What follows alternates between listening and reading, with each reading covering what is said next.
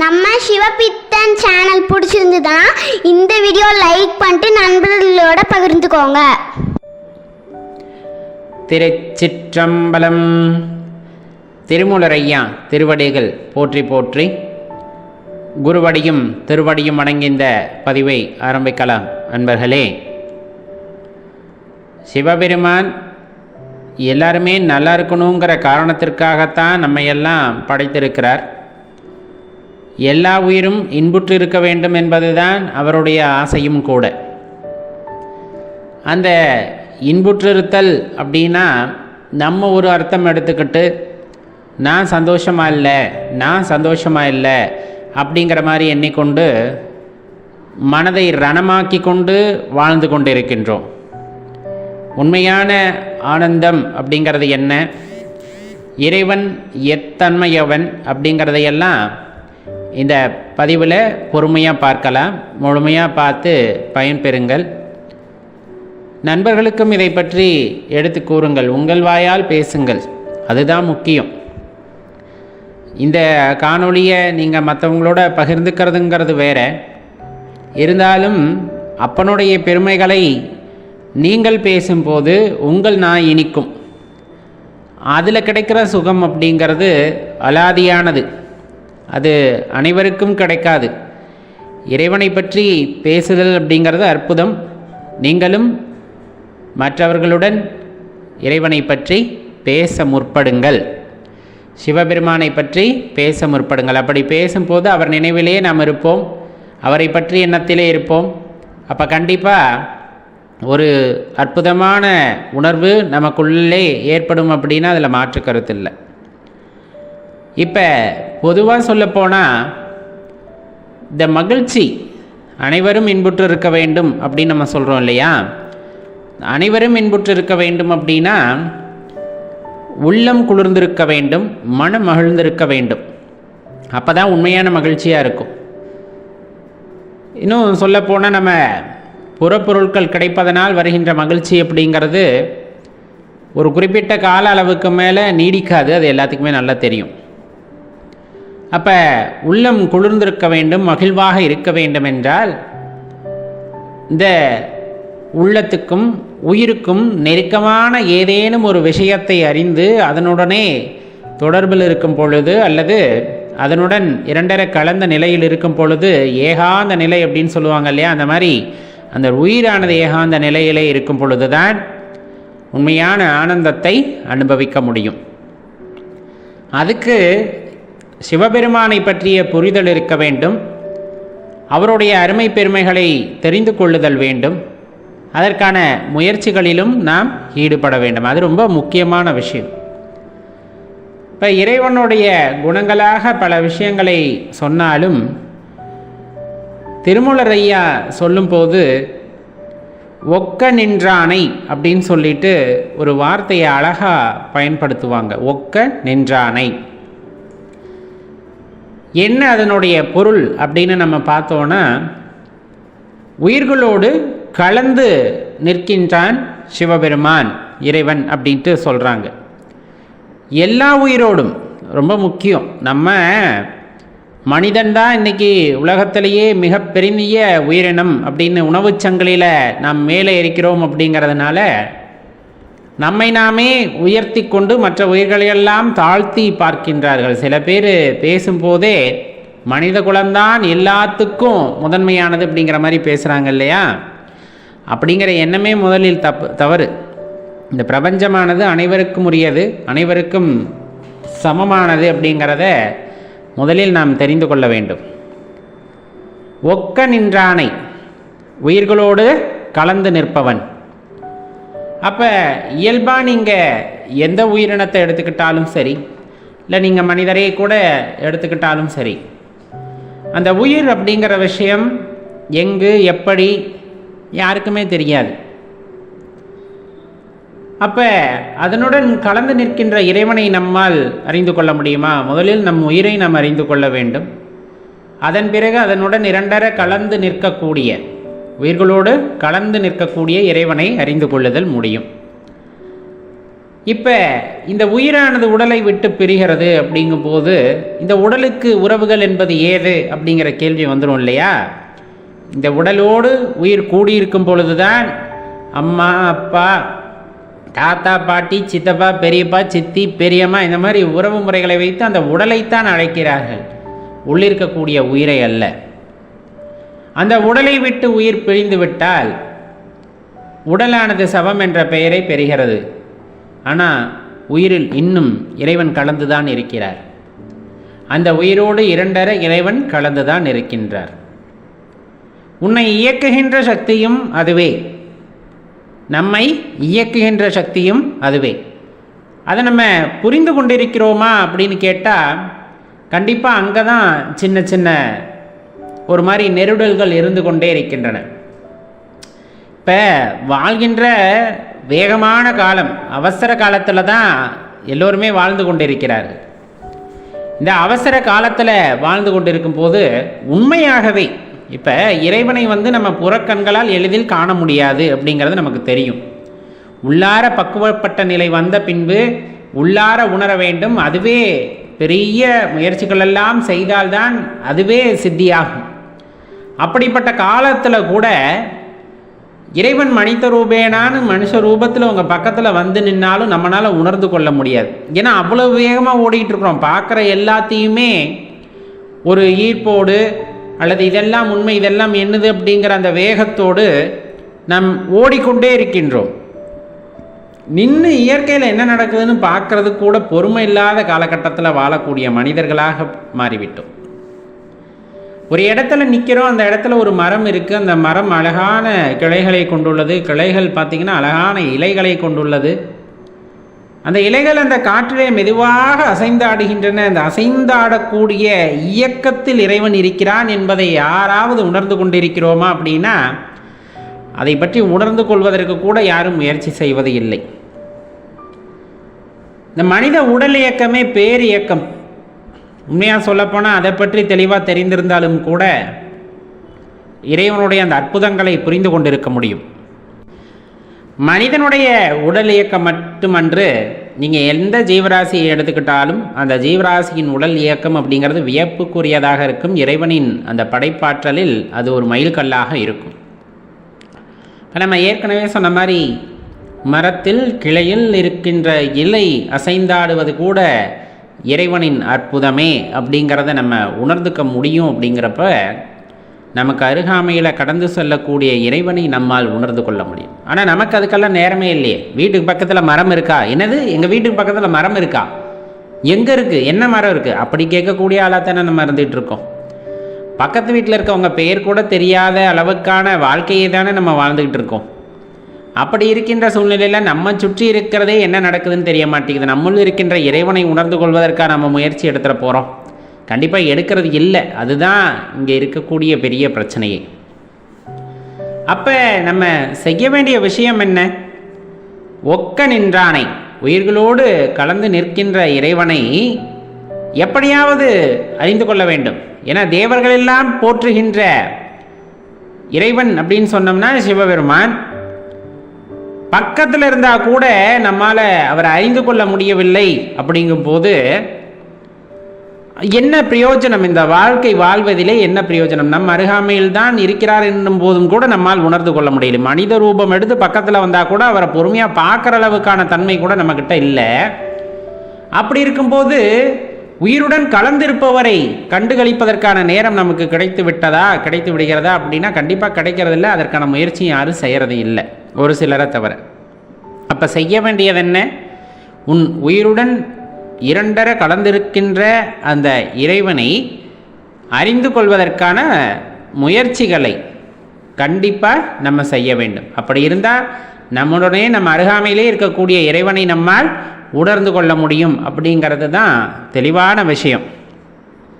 நீங்கள் சிவபெருமானோட போய் யாரையுமே ஒப்பிட முடியாது. எந்த தேவதைகளையும் உங்களால் ஒப்பிடவே முடியாது. நீங்கள் முப்பெரும் தேவர்களாக கூட இருக்கட்டும், யாராக வேணாலும் இருக்கட்டும், நீங்கள் சிவபெருமானோட ஒப்பிடவே முடியாது. ஏன் ஒப்பிட முடியாது? எல்லாம் தனித்தனி குணம் வாய்ந்தவர்கள். ஒவ்வொருவருக்கும் ஒவ்வொரு குணம் என்று தனியாக உண்டு. குணமற்றவர் அப்படின்னு சொன்னோம்னா, நிறமற்றவர் அப்படின்னு சொன்னோம்னா, இன்னும் ஆதி அந்தமற்றவர் அப்படின்னு சொன்னோம்னா, பற்றற்றவர் அப்படின்னு சொன்னோம்னா, இதுக்கெல்லாம் பொருந்தக்கூடியவர் அப்பன் ஈசனை, சதாசிவனை. அப்போ அவரோட போய் தெய்வங்களை ஒப்பிடுவது, மற்ற தெய்வங்களை ஒப்பிடுவது அப்படிங்கிறது ரொம்ப ஒரு மாதிரியான விஷயம். நம்மால் இறைவனை சரியாக புரிந்து கொள்ள முடியவில்லை என்பதை போன்ற விஷயம் அது.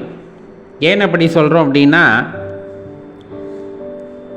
எல்லோருமே ஒரு ஏக்கம், எல்லோருக்குள்ளும் ஒரு ஏக்கம் உண்டாகிறது. அப்படின்னா, இப்போ இன்னென்ன தெய்வத்தை வழிபட்டால் இன்னென்ன தருவாங்க, செல்வத்துக்கு இது இந்த தெய்வத்தை வழிபடணும், அது மாதிரி நிறைய தெய்வங்களுக்கு ஒவ்வொன்றாக பிரித்து வைத்து விட்டாச்சு. சரி, அந்த தெய்வங்களை எல்லாம் படைத்தது யார்?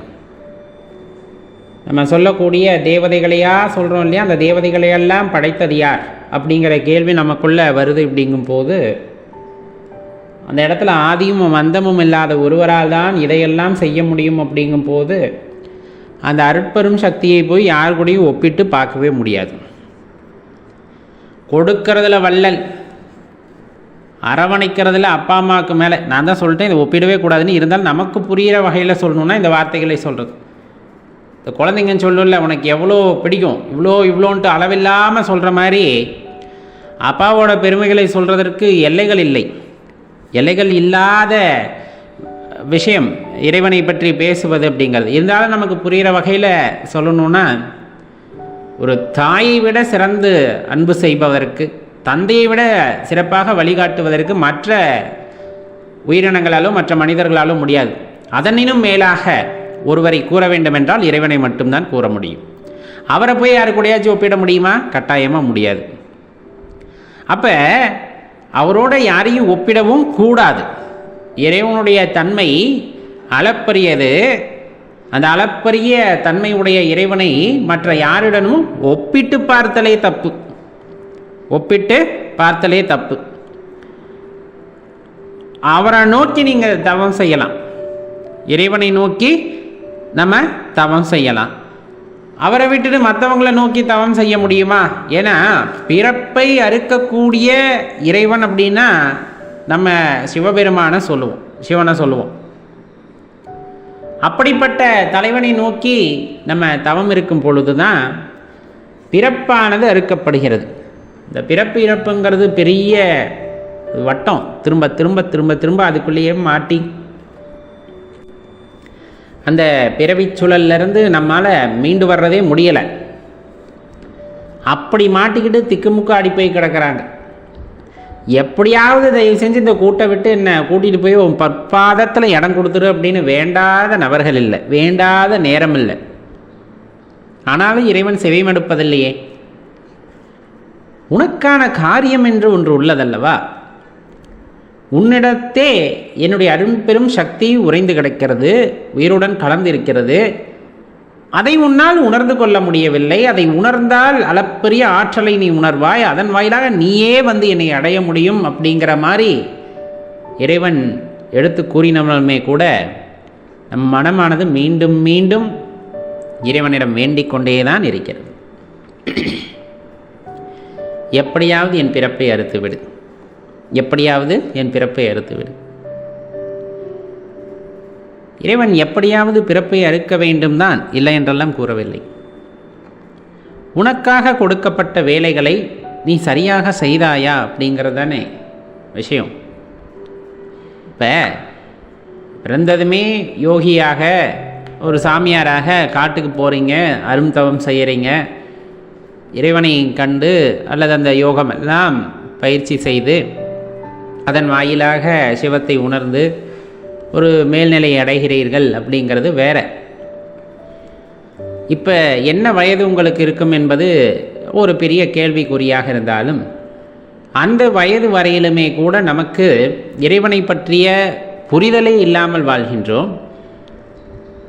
இறைவனை பற்றிய புரிதல் ஒரு கட்டத்தில் வருகிறது என்னும் போது நமக்கு நிறைய பந்தங்கள் உண்டாயிருக்கும், ஒரு பற்றுதல் இருக்கும். அம்மா அப்பா, மனைவி கணவன், குழந்தைகள், மாமனார் மாமியார், இந்த மாதிரி நிறைய பந்தங்கள் ஒட்டி இருக்கும். நம்ம இறைவனை தேட வேண்டும் என்று நினைத்தாலும் நமக்கு இந்த பந்தங்கள் எல்லாம் எப்பொழுதுமே தடையாகத்தான் இருக்கின்றன, ஒரு சில குடும்பங்களை தவிர. அப்படி தடையாக இருக்கும் பொழுது, தடையாகன்னு அடியேன் கூறுவதற்கான காரணம், அவர்களுக்காக நாம் செய்ய வேண்டிய கர்மாக்களும் இருக்கத்தான் செய்கின்றன. ஒரு தாய் தந்தையருக்கு மகனாக மகளாக செய்ய வேண்டிய கடமையும் இருக்கும். ஒரு தாயாக தந்தையாக மகள்களுக்கு மகன்களுக்கு செய்ய வேண்டிய கடமை என்பதும் இருக்கும். அதையெல்லாம் செய்து கொண்டிருந்தாலும் அதை தான் செய்கின்றேன் அப்படிங்கிற எண்ணம் இல்லாமல், அது ரொம்ப கடினம் இல்லை? எல்லாத்துக்கும் சொல்லி கொஞ்சம் நான் தானே செஞ்சேன், நான் தான் எல்லாத்துக்கும் காரணம், அந்த மாதிரி எண்ணமே இல்லாமல், நடப்பதற்கும் நமக்கும் எதுவும் சம்பந்தம் இல்லை, நமக்காக கொடுக்கப்பட்ட வேலை இறைவன் செய்கிறார், அதற்கான கருவியாக நாம் இருந்து நம் முன்னோர்களுக்கு அல்லது நமது பெரியவர்களுக்கு நாம் செய்கின்றோம். எதிர்காலத்திலே இந்த குழந்தைகள் வந்துட்டு இறைவனை உணர்ந்து கொள்ள வேண்டும், அதற்கான அறிவு அப்படிங்கிறது பெரிய அளவிலே வளர வேண்டும். அதற்காக அந்த குழந்தைகளுக்கு இன்று நாம் கொடுக்க வேண்டிய விஷயங்களை முறையாக கொடுக்க வேண்டும் என்று இறைவன் கொடுத்ததை நாம் கொடுக்கின்ற கருவியாக இருந்து செய்கிறோம் என்ற எண்ணத்தில், தான் என்ற அகந்தை இல்லாமல், நான் தான் செஞ்சேன் அப்படின்னு மூத்தவங்ககிட்டையும் சொல்லக்கூடாது, நான் செஞ்சேன்ல எனக்கு பின்னாடி நீ செய்யணும் குழந்தைங்ககிட்டையும் சொல்லக்கூடாது. நான் இந்த சமுதாயத்துக்கு செய்கிறேன் அப்படிங்கிற வார்த்தை இல்லாமல் பிறருக்கு நாம் என்ன செய்ய தோன்றுகிறதோ, என உள்ளிருக்கின்ற இறைவன் உயிரோடு ஒக்க நின்றான். அவர் என்ன சொல்கிறாரோ, உள்ளிருந்து இவர்களுக்கு இன்னதை செய் அப்படின்னு சொன்னார்னா, நாம் தான் செய்தோம் என்று தெரியாத அளவிற்கு அதை செய்ய வேண்டும். செய்து உள்ளார அந்த இன்பத்தை அனுபவித்தல் வேண்டும். அப்படி தொடர்ந்து நம் கர்மாக்களை ஆற்றி கொண்டிருக்கும் பொழுதே இந்த பற்றற்ற நிலை அப்படிங்கிறது உருவாகும். ஏன்னா எந்த இடத்துல நான் செய்கின்றேன் அப்படிங்கிற எண்ணம் உங்களுக்குள்ளே இல்லையோ, அப்பயே அங்கே என்ன எண்ணம் வந்துடுது அப்படின்னா, நிலை வந்துடுதுன்னா அந்த பற்றற்ற நிலை அப்படிங்கிறது வந்துடுது. பற்றற்ற நிலைனா நம்ம என்ன நினச்சிக்கிறோம், காவியை கட்டிடணும், தலையில் மொட்டை அடிச்சிடணும், ருத்ராட்சம் நிறைய போட்டுடணும், அப்பா அம்மா வீட்டில் இருக்கவங்க எல்லாத்தையும் விட்டு வானப்பிரஸ்தம் போயிடணும், அதுதான் பற்றற்ற நிலை அப்படின்னா அதுவும் பற்றற்ற நிலை அல்ல. எந்த உறவுகளையெல்லாம் விட்டு விட்டு காட்டுக்குள் சென்றாலும் அந்த உறவுகளை அங்கே போய் உங்கள் மனம் நினைச்சிருச்சுனாலும் அது பற்றுள்ள நிலை தான், பற்றற்ற நிலையெல்லாம் இல்லை. நீங்கள் வீட்டுக்குள்ளேயே இருந்தாலும், எல்லா உறவுகளோடு நீங்கள் இருந்தாலும், எல்லாத்தையுமே நீங்கள் சிவமாக பாவிச்சுட்டு, அடியேன் செய்வது எதுவும் நான் செய்வதல்ல, இறைவன் செய்கின்றார் அப்படிங்கிற அந்த எண்ணத்தோடு நீங்கள் செய்ய வேண்டிய கர்மாக்களை ஆற்றிக்கொண்டு இறைவன் மீது உங்களுடைய பார்வையை பதித்து, இறைவன் செய்கின்ற செயலாக உங்களை சுற்றி நடக்கின்றவனையற்றையெல்லாம் பாவனை செய்து அவரையே மனதிற்குள் உருவேற்றி கோவிலாக கட்டி, அந்த கோவிலிலே நீங்கள் தவம் இருக்கிறீர்கள், உங்களுக்கென்று எந்த எதிர்பார்ப்பும் அங்கே இல்லை அப்படிங்கிற எண்ணம் வருது. கொஞ்சம் கூட சலனமில்லாத மனதாக இருக்கிறது. மனதிலே கோபம் வருவதில்லை, காமம் வருவதில்லை, குரோதம் வருவதில்லை, மதம் வருவதில்லை, மாச்சரியம் வருவதில்லை, இந்த மாதிரி எந்தவித அதீத எண்ணங்களும் வருவதில்லை. சலனமில்லாத மனது அனைத்தையும் ஒரே வகையிலே பார்க்கின்ற பார்வை, நன்மை வந்தாலும் சரி தீமை வந்தாலும் சரி அதை ஒரே எண்ணத்தில் பார்க்கின்ற பார்வை நமக்குள் வருகிறது. அப்படிங்கும் போது அது ஒரு வகையிலே பற்றற்ற நிலையாக மாறும். ஏன்னா நான் அடியேன் தான் நினச்சிட்டோம்ல, என்னன்னு, இது எதுவும் அடியேன் செய்யவில்லை, என் அப்பன் செய்ய சொன்னார், அதற்கான கருவியாக மட்டுமே நான் இருக்கின்றேன் அப்படிங்கிற எண்ணம் நமக்குள்ளே வந்துட்டாலே அதுதான் அந்த பற்றற்ற நிலையாகிறது. அப்போ அதை நம்ம தெளிவாக தெரிந்து கொள்ள வேண்டியது இருக்குது. இப்போ இதில் ரொம்ப முக்கியமான விஷயம், இறைவனை ஒப்பிடுதல் கூடாது, ஒப்பிடவும் முடியாது. நீங்கள் எப்படி எதோட போய் ஒப்பிட முடியும்? தங்கம் மாதிரி மின்றாரு, ஒப்பிட முடியுமா? அவர் படைத்த படைப்பில் தங்கங்கிறது எம்மாத்திரம், ஏதோ ஒரு இடத்துல கிடைக்கக்கூடிய குப்பைக்கு கூட ஈடாகாத தங்கத்தை கொண்டு போய் இந்த பிரபஞ்சத்தை படைத்த நாயகனோடு ஒப்பிடுவது முறைதானா? கண்டிப்பாக முறையாகாது. அப்படியே தீயை விட ரொம்ப சூடானவர், தீயா நெருப்பா? நெருப்பை போய் இறைவனோட ஒப்பிட முடியுமா? அவர் அவ்வளவு சாதாரண வெப்பம் கொண்டவரா அப்படின்னு கேட்டால் கிடையாது. அதெல்லாம் மீறி ஒரு சக்தி. அதே தண்ணியை போல குளிர்ச்சி உடையவன், குளிரை போல, நீ எதையுமே ஒப்பிட முடியாது. இறைவனோடு எந்த குணத்தையும் உங்களால் ஒப்பிட முடியாது. இதையெல்லாம் படைத்தவன் இறைவன். இப்படிப்பட்ட சூழ்நிலைகளை இறைவன் படைத்திருக்கிறார். அப்போ படைத்தவருக்கு எவ்வளவு பெரிய ஆற்றல் இருக்கும், எவ்வளவு பெரிய ஆற்றல் இருக்க வேண்டும். அவரை போய் சின்ன சின்ன விஷயங்களோடு ஒப்பிட முடியுமா? கண்டிப்பாக முடியாது. அப்படியே அம்மாவை போல பாசமுடையவர். அம்மா பாசம் நமக்கு பெருசு. அம்மா நம் மீது வைத்திருக்கிற பாசம் உண்மை. ஆனால் இறைவன் அனைவர் மீதும் பாசம் வைத்திருக்கிறார். நம்ம அம்மா நம்ம மேலே பாசமாக இருப்பாங்க, அதை நம்மளால் ஒப்பிட முடியும். நம்ம அம்மா இன்னொரு குழந்தைங்க மேலே பாசமாக இருக்கிறது அளவு எப்படி இருக்கும், மாறும். ஆனால் இறைவன் அப்படி இல்லை. படைத்த எல்லா உயிர்களையும் தன் குழந்தையாக பாவிக்கின்றார். படைத்த எல்லா உயிர்களையும் குழந்தையாக பாவிக்கின்றார். அப்போ அந்த வேறுபாடே இல்லாத ஒரு பாசம்னு நம்மால் எதையும் வரையறைப்படுத்த முடியுமானா கொஞ்சம் கடினம்தான். ஏன்னா அவ்வளவு அன்பு பொருந்தியவர், பாசம் நிறைந்தவர் அப்படின்னா சிவபெருமானை சொல்ல முடியும். எல்லாமே மண்ணா நிற்கிறார், விண்ணா நிற்கிறார், காற்றாக இருக்கிறார், நெருப்பாக இருக்கிறார், நீராக இருக்கிறார். நீங்கள் எந்த பூதங்களை பற்றி பேசினாலும் அதனுடன் இரண்டரை கலந்த நிலையிலே இறைவன் இருக்கின்றார். இப்போ அதில் எல்லாம் எந்த மாற்று கருத்துமே இல்லை. அவ்வளவு பெரிய தன்மையுடையவன், ஒப்பற்ற தன்மையுடைய இறைவன். அவரை ஏன் எல்லாத்தினாலையும் உணர்ந்து கொள்ள முடிவதில்லை? அவர் தான் எல்லாத்தையும் படைச்சிருக்கார், எல்லா உயிருக்குள்ளேயும் மறைந்திருக்கிறார். ஏன் எல்லாத்துக்குமே அந்த கருணை கிடைப்பதில்லை? எல்லாராலும் ஏன் உணர்ந்து கொள்ள முடிவதில்லை? வாய்ப்புகள் கொடுக்கப்படுகின்றன, எல்லாருக்குமே வாய்ப்புகள் கொடுக்கப்படுகின்றன. இறைவனை உணர்ந்து கொள்வதற்கான வாய்ப்புகள் கொடுக்கப்படுகின்ற அதே சூழ்நிலையில் இந்த வாழ்க்கையை தேர்வு செய்யக்கூடிய அந்த சந்தர்ப்பத்தை இறைவன் நம்மிடம்தான் கொடுத்திருக்கின்றார். உனக்கு என்ன வேணும்? ஒரு கையில் இனிப்பு, இன்னொரு கையில் காரம். நமக்கு எது பிடிக்குமோ அதைத்தான் நம்ம எடுத்துக்க முடியும். எது பிடிக்குமோ அப்படிங்கிறத விட அந்த சூழ்நிலையில் எது நமக்கு பெரிதாக தெரிகிறதோ அதைத்தான் நம்ம எடுத்துக்கொள்வோம். நமக்குள் இறைவன் இருக்கிறார் என்ற ரகசியம் ஞானியர்கள் கூறியது. இன்னொன்று, இந்த வாழ்க்கை, புற வாழ்க்கை, இதை நாம் பார்க்கின்றோம். இந்த புற வாழ்க்கையை நாம் பார்க்கின்றோம். இது அழகாக நமக்கு தெரிகிறது. அது அழகானதா அப்படின்னா அது நமக்கு தெரியாது. ஆனால் இது கண்களுக்கு அழகாக தெரிகிறது, ரொம்ப இனிமையாக தெரிகிறது, ரொம்ப கவர்ச்சியாக தெரிகிறது. ஆனால் இதனை விட அழகாக, இதனை விட ஆற்றல் பொருந்தியதாக, இதனை விட மிகவும் அன்பு பொருந்தியதாக இருக்கும் என்று ஞானியர்கள் கூறிய இறைவனை நம்மால் ஏற்றுக்கொள்ள முடிவதில்லை. ஏன்னா அதை இன்னும் நாம் பார்க்கவில்லை, நாம் உணரவில்லை. ஏதொரு விஷயத்தை நாம் பார்த்தோமோ, எந்த ஒரு விஷயத்தை நாம் உணர்ந்தோமோ அந்த விஷயத்திற்குத்தான் நாம் அதிக முக்கியத்துவம் கொடுப்போம். ஆதலால் இந்த மாயையின் காரணமாக தெரிகின்ற இந்த புற உலகத்திற்கு நாம் முக்கியத்துவம் தருகிறோமே தவிர உள்ளே இயக்கமாக இயங்கக்கூடிய அந்த இறைவனின் ஆற்றலுக்கு முக்கியத்துவம் கொடுப்பது இல்லை. அதுதான் நிதர்சனமான உண்மை.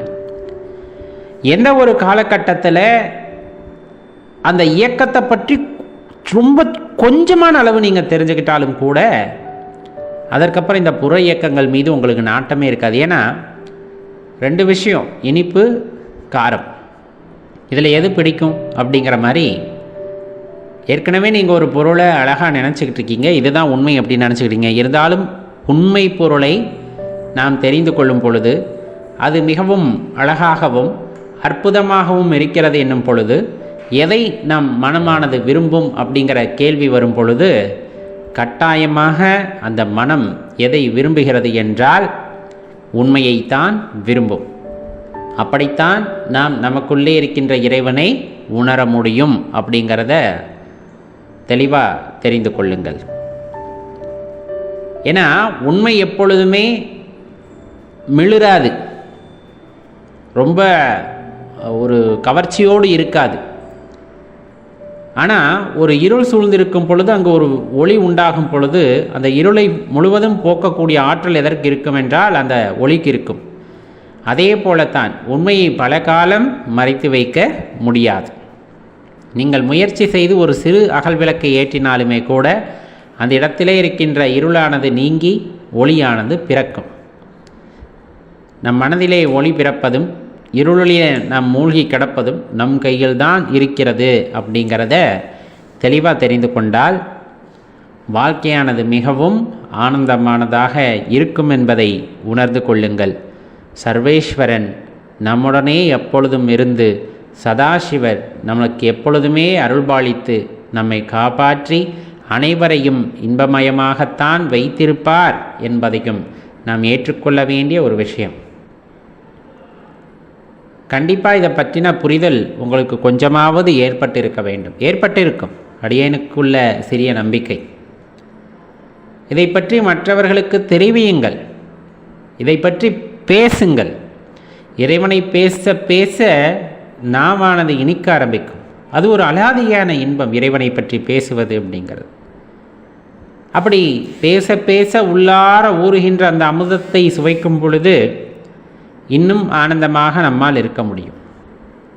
நம்மால் பேச முடியவில்லை என்றால் இதை தொடர்ந்து கேளுங்கள். மனமானது ஒரு நிலைக்கு வரும்.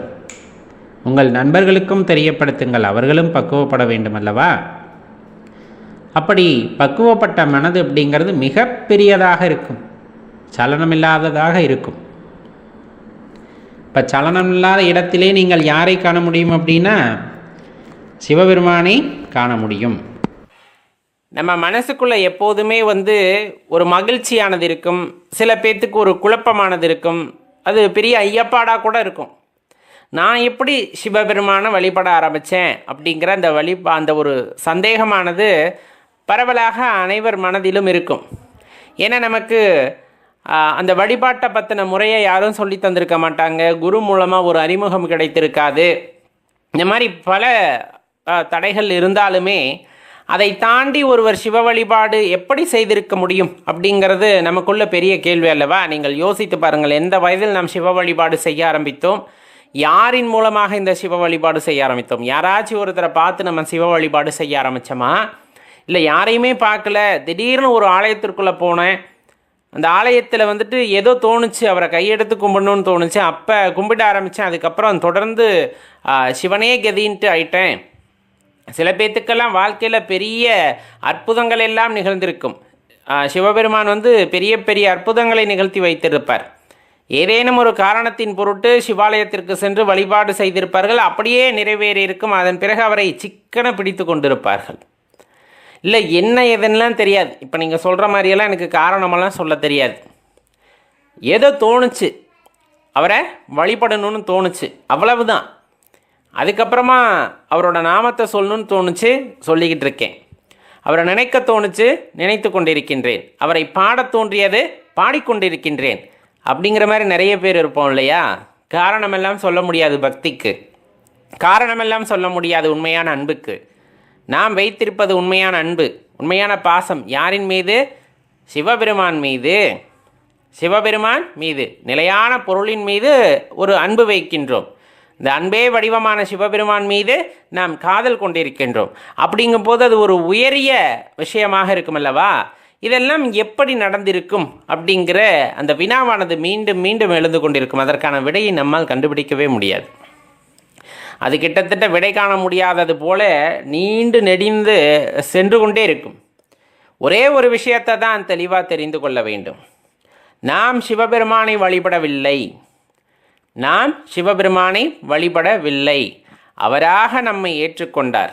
அவராக நம்மை ஆட்கொண்டிருக்கிறார். அதுதான் உண்மை. ஏன்னா இந்த உலகத்தில் பல நூறு கோடி பேர் இருக்கிறாங்க. நம்மளும் நிறைய பேர்த்துக்கு சொல்கிறோம் இல்லைங்களா, சிவ வழிபாடு அப்படிங்கிறது ரொம்ப அற்புதமானது. நம்முடைய குருமார்கள் சொல்லியிருக்கிறார்கள், நமது முன்னோர்கள் சொல்லியிருக்கிறார்கள். அதனால் அதில் உள்ள தாற்பயத்தை உணர்ந்து அறிந்தவர்கள் கூறியிருக்கிறார்கள். அந்த சிவத்திலே திளைத்தவர்களும் கூறியிருக்கிறார்கள். இவ்வளவு அற்புதமான உணர்வானது வேறு எந்த இடத்திலையும் கிடைக்காது, சிவபெருமானிடத்து மட்டுமே கிடைக்கும் என்பதை ஆணித்தனமாக கூறியிருப்பார்கள். ஆனாலும் அத்தனை 100 கோடி பேர்களும் வந்துட்டு சிவபெருமானை வழிபடுகிறார்களா அப்படின்னு பார்த்தோன்னா கிடையாது இல்லையா? அவராக யாரை ஆட்கொள்கிறாரோ, அவராக யாரை விரும்பி ஏற்றுக்கொள்கிறாரோ அவரால் மட்டும்தான் சிவ வழிபாடு செய்ய முடியும், சிவனை கையெடுத்து கும்பிட முடிகிறது. இது நிதர்சனமான உண்மை, நீங்கள் பார்த்தால் தெரியும். அப்போ காரணம் ஏது? இறைவன் விரும்பி ஏற்றுக்கொண்டார் நம்மை. இறைவன் விரும்பி ஏற்றுக்கொண்டார் நம்மை. இந்த பஞ்சபூதங்களின் இயக்கம் வாயிலாக நம் உடலிலும் அந்த பஞ்சபூத இயக்கம் இருக்கிறது. அதன் வாயிலாக நமக்கு இறைவன் மீது ஒரு ஈர்ப்பானது ஏற்படுகிறது. ஈர்ப்பு எப்படி உண்டாகிறது அப்படின்னா, அவருடைய அந்த பொற்பாதங்களை காட்டி அப்படின்ட்டு சொல்லுவாங்க. அந்த மாதிரி அவருடைய அந்த கருணையை நம் மீது காட்டி அப்படியே ஈர்த்து கொள்கின்றார், அந்த இடத்துல ஆட்கொள்கின்றார். அந்த ஆட்கொள்தல் அப்படிங்கிறது அவ்வளவு சாதாரண விஷயம் அல்ல. அந்த ஈர்க்கிறது அப்படிங்கிறதே சாதாரண விஷயம் அல்ல. சிவாலயத்தில் அமர்ந்து பஞ்சாட்சர மந்திரம் சொல்லும்போது அடியார்கள் சிவபெருமானை அப்படியே உருகி பாடும் பொழுது, அவருடைய பெருமைகளையெல்லாம் பேசும் பொழுது நமக்கு வேறு எதுவுமே தோணாது. அப்படியே ஒரு சொர்க்கத்தில் இருப்பது போன்ற ஒரு உணர்வை ஏற்படுத்தும் அல்லவா? அந்த உணர்வுக்கு யார் காரணம்? அந்த உணர்வு வருவதற்கு யார் காரணம் அப்படின்னு யோசித்து பார்த்தோம் அப்படின்னா நம்மளுக்கான விடை கிடைத்து விடும். அவரை பற்றி பேசினா போதும், இந்த சிருஷ்டிகர்த்தாவை பற்றி பேசினால் போதும், அவ்வளோதான். நான் ஒன்று பேசணும் இல்லை கேட்கணும், நான் ஒன்று பேசணும் இல்லைன்னா கேட்கணும், அந்த ஒரு எண்ணமானது நம்மை வியாபித்திருக்கும். சிவபெருமானை பற்றி யாரும் பேச மாட்டார்களா? ஏதாவது தெரிந்து கொள்ள முடியாதா? அப்படி ஒரு தேடுதலானது ஒருத்தருக்கு உண்டாகிறது என்றால் சிவபெருமான் அவர்களை ஆட்கொண்டிருக்கின்றார் என்பதைத்தான் புரிந்து கொள்ள வேண்டும். அவங்க என்னதான் தேடி தேடி அலைந்தாலும் எல்லோருக்கும் அந்த பாக்கியமானது கிடைத்து விடுவதில்லை. பலர் பேச பல 100 பேர் கேட்டாலும் அவர்களுக்கெல்லாம் அந்த பாக்கியம் கிடைத்து விடுவதில்லை சாதாரணமாக. அவருக்கு தெரியும் யாருக்கு முக்தி அளிக்க வேண்டும், எந்த வகையிலே முக்தி அளிக்க வேண்டும் என்று சிவபெருமானுக்கு தெரிகிறது. அதனாலே அவர்களுக்கான வழியை காட்டுகின்றார். அப்படியே தொடர்ந்து பயணித்திருக்க வேண்டும். வாழ்க்கையில் என்னென்ன கர்மாக்களை எல்லாம் கழிக்கணுமோ எல்லாத்தையுமே சரியாக கொடுத்து அனைத்தையும் கழிக்க வைத்து கடைசியாக தன்னுள்ளே ஐக்கியப்படுத்திக் கொள்வது சிவபெருமான் தான். இந்த ஆகாய தத்துவமாக விளங்குகின்ற அந்த தன்மை அப்படிங்கிறது ரொம்பவே சிறப்பான விஷயம். இந்த முக்தி அப்படிங்கிறத அளிக்க வல்லவர்களில் அந்த ஒரு முதன்மை அப்படிங்கிறது, ஒரு உயிருக்கு பிறவா நிலைமையை கொடுக்க வேண்டும் அப்படின்னா அது சிவனால் மட்டுமே முடியும். அந்த சிவம் அப்படிங்கிறத விஷயத்தை நம்முள் உணர்ந்து கொள்ளும் பொழுது அது ஒரு அற்புதமான ஆனந்தமான நிகழ்வாக இருக்கும் என்று சித்த பெருமக்களும் ஞானியர்களும் இந்த மாதிரி நிறைய நம்ம முன்னோர்கள் எல்லாம் வழி வழியாக கூறி வந்திருக்கிறார்கள். எல்லாம் அனுபவத்தில் அவர்கள் உணர்ந்த விஷயம். அதெல்லாம் அன்பின் வாயிலாக அனுபவத்தின் வாயிலாக அவர்கள் உணர்ந்த ஒரு உயரிய தத்துவம். அதையெல்லாம் நாம் அப்படியே ஏற்றுக்கொள்ள வேண்டுமா அப்படிங்கிறது அவரவர் விருப்பம். சோதனை செய்து கூட பார்த்து கொள்ளலாம். அவர்கள் சொல்லியவாறு குரு மூலமாக தீட்சை பெற்றோ அல்லது குரு முகமாக இருந்து நீங்கள் சரியாக பயிற்சியை செய்யும் பொழுது அதை நீங்கள் சோதனை கூட செய்து கொள்ளலாம். சித்த பெருமக்கள் கூறியது, இன்னும் திருமூலர் பெருமான் தனது திருமந்திரத்திலே கூறிய ரகசியங்களை எல்லாம் நீங்கள் பரிசோதிக்க வேண்டும் என்றால் குரு மூலமாக நீங்கள் பரிசோதிக்கலாம் அவர்கள் முன்னிலையில். அப்போ எல்லா விஷயமும் இறைவனால் தீர்மானிக்கப்பட்டவை, அதில் எந்த மாற்று கருத்தும் இல்லை. இப்போ இப்படிப்பட்ட நிலையில் நம்ம ஒரு பக்தி செய்கின்றோம் அப்படிங்கும் போது அந்த பக்திக்கு நாம் காரணம் இல்லை அப்படிங்கிறது தெளிவாக தெரிஞ்சுக்கோங்க. நாம் காரணம் அல்ல. நம்ம ஒரு அடி எடுத்து வைக்கணும்னு நினச்சோம், இறைவன் நம்மை நோக்கி 100 அடி எடுத்து வைத்து விட்டார். அதன் பொருட்டே நாம் சிவபெருமானை வழிபட ஆரம்பிக்கின்றோம். சிவபெருமான் மீது அளவற்ற அன்பை காட்ட ஆரம்பிக்கின்றோம். எங்கெல்லாம் சிவபெருமான் ஆலயம் இருக்கும் என்று தேடி தேடி அலைகின்றோம். அவரின் பொற்பாதங்களை பார்த்து விட முடியாதா என்ற ஏக்கத்திலே திளைத்து கிடக்கின்றோம், ஏங்கி கிடக்கின்றோம். சொல்ல போனால் அந்த பொற்பாதத்தை பார்த்து விட்டால் இந்த பிரபஞ்சத்திலே எல்லாம் அடைந்தது போல ஒரு உணர்வு ஏற்படுமே, அந்த உணர்வுக்காக காத்திருக்கின்றோம். இதெல்லாம் அவருடைய திருவிளையாடல், இதெல்லாம் சிவபெருமானுடைய திருவிளையாடல். அந்த திருவிளையாடலிலே நாமும் ஒரு பொருட்டாக, நம்மையும் ஒரு பொருளாக நினைத்து இறைவன் நம் மீது கருணை செலுத்தி இருக்கிறார், நம்மை ஆட்கொண்டிருக்கின்றார். அப்படிங்கும்போது அதெல்லாம் அற்புதத்திலும் அற்புதம். அதெல்லாம் கிடைத்தற்கு அரிய வரம். சொல்லப்போனால் சில பேர் ஒத்தை காலில் நின்று தவம் பண்ணாங்க, அப்படி இப்படி நிறைய விஷயம் பேசுவாங்க. நம்மெல்லாம் செய்யாத தப்பு இல்லை, இன்னும் என்னென்ன பாவங்கள் செய்தோமோ அனைத்தையும் மன்னித்து நம்மை ஆட்கொண்டு நம்மை ஒரு வழியிலே உனக்கான முக்திக்கான பாதை இதுதான் அப்படிங்கிற மாதிரி காட்டி நம்மை அதுக்குள்ளே அழைத்து செல்ல முற்படுகின்றாரே, அவருடைய கருணை பார்வை. அவருடைய அந்த கருணை பார்வை அப்படிங்கிறத நம்ம எந்த இடத்துல வந்துட்டு ஒப்பிட முடியும், யாருடன் ஒப்பிட முடியும்? எந்த இடத்திலும் யாருடனும் ஒப்பிட முடியாது அவருடைய கருணையை. அளவற்ற தன்மை, அளவற்ற கருணை. அது இறைவனால் மட்டுமே, அதுவும் சிவபெருமானால் மட்டுமே நிகழ்த்தக்கூடிய ஒரு விஷயம் அப்படிங்கிறத நம்ம தெளிவாக தெரிந்து கொள்ள வேண்டும். அவரை வழிபடுகின்றோம் என்றால் அவருடைய அருளால் நாம் வழிபடுகின்றோம், அவருடைய கருணையால் வழிபடுகின்றோம், அவர் நம்மை ஆட்கொண்டதால் அவரை நாம் வழிபடுகின்றோம். அதுதான் உண்மையை தவிர நாம சென்று அவரை வழிபடவில்லை, நாம சிவனடியார் ஆகவில்லை. ஐயா அவருடைய கூட்டத்திலே, அந்த சிவனடியார் கூட்டத்திலே அவர் விரும்பி ஏற்றுக்கொண்டார் நம்மை அப்படிங்கிறத தெளிவாக தெரிஞ்சுக்கணும். எல்லா உயிருக்குள்ளும் இறைவன் இருக்கின்றார், எல்லா உயிராகவும் இறைவன் இருக்கின்றார் அப்படின்னு சொல்லும்போது நாமும் அந்த இறைவனை அறிந்து கொள்வதற்கு பல வகைகளில் வந்துட்டு முயற்சி செய்கின்றோம். அதில் ஒரு சிறத்தன்மை இருக்க வேண்டும் அல்லவா? நான் இறைவனை உணர்ந்தே ஆக வேண்டும், இறைவனை அறிந்து கொண்டே ஆக வேண்டும். இந்த மாதிரி ஒரு சிறத்தன்மையோடு நாம் செய்கின்ற செயல்கள் நம்மை சரியான பாதையில் கூட்டி செல்லும். அதன் வாயிலாக நாம் இறைவனை உணர்ந்து கொள்ளவும் முடியும். இப்போ எல்லா உயிர்களாகவும் இறைவன் இருக்கின்றார் அப்படின்னு சொல்லும்போது அதை எப்படி நாம் அறிந்து கொள்ள முடியும் அப்படின்னா, ஒவ்வொரு உயிரோடத்துடனும் நாம் இணக்கமாக இருக்கும் பொழுதுதான் நம்மால் அந்த விஷயத்தை அறிந்து கொள்ள முடியும். இப்போ சாதாரணமாக மனித பிறவி எடுத்திருக்கோம். மனித பிறவியிலேயே உங்களுக்கு ரொம்ப நெருங்கியவர் யார், யாரை பற்றியெல்லாம் உங்களுக்கு அதிகமான புரிதல் இருக்கிறது அப்படின்னு கேட்டோன்னா, நம்ம ரொம்பவும் நெருக்கமாக பழகக்கூடிய நண்பர்கள் சிலர், தாய் தந்தையர் அல்லது சகோதர சகோதரிகள், இந்த மாதிரி வெகு சிலரே இருப்பார்கள். அப்படி இருக்கிறவங்களில் ரொம்பவே நெருங்கிய நண்பர்கள் அப்படிங்கிறவங்க உணர்ச்சி ஒத்தவர்களாக இருப்பார்கள். அவர்களுக்கு என்ன நடக்க போகுதுன்னு நமக்கு தெரியும், நமக்கு என்ன நடக்க போகுதுன்னு அவர்களுக்கு தெரியும். அப்போ அந்த உணர்ச்சி ஒத்தல் அப்படிங்கிறது அங்கே இணக்கம் அப்படிங்கிற வார்த்தையே பொருள் கொள்ளும். அப்போ ஒருவரோடு நாம் இணக்கமாக இருக்கின்றோம், ரொம்ப மகிழ்ச்சியாக அவர்களை புரிந்து கொண்டிருக்கிறோம் அப்படின்னா அவர்களுக்குள்ள இயல்பை நம்மால் புரிந்து கொள்ள முடிகிறது. அவர்களுக்கு எந்த சூழ்நிலையில் என்ன நடக்கும் என்பதையெல்லாம் நாம் உணர்ந்து கொள்ள முடிகிறது. அப்படிங்கும் போது எல்லா ஜீவராசிகளுடனும் இந்த இணக்கத்தை கடைபிடிக்கும் பொழுது, அதாவது இந்த ஜீவராசி ஆகப்பட்டவர் இறைவனாக இருக்கின்றார். இப்போ ஒரு நம்ம நாய்க்கிட்ட வந்துட்டு போய் சாப்பாடு கொடுக்குறோம் அப்படிங்கும்போது அதை இன்னொரு உயிரினமாக கருதாமல் அதுவும் இறைவனே அப்படிங்கிற அந்த தாற்பயத்தை மனதில் வைத்து கொண்டு அதற்கு உணவு பரிமாறும் பொழுதோ அல்லது அந்த நாயுடன் நாம் பழகும் பொழுதோ நம்மால் அதற்குள் இருக்கின்ற அந்த ஆற்றலை உணர்ந்து கொள்ள முடியும். இப்போ பறவை வளர்க்குறோம் அப்படின்னா பறவைக்கு தீனி கொடுக்கும்போது நான் பறவைக்கு இந்த காரணத்திற்காக தீனி கொடுக்கின்றேன் அப்படின்னு நினைக்காம நம்ம அதை இறைவனாக பாவித்து இறைவனுக்கு நாம் இந்த சேவையை செய்கின்றோம் அப்படிங்கும் போது அந்த உயிரினத்திற்கும் உங்களுக்குமான இணக்கம் அந்த இடத்துல ரொம்பவே அதிகரிக்கிறது. அதன் வாயிலாக அந்த பறவைகளுடைய குரல், பேச்சு, மொழி இதையெல்லாம் ஒரு காலகட்டத்தில் உங்களாலும் உணர்ந்து கொள்ள முடியும்.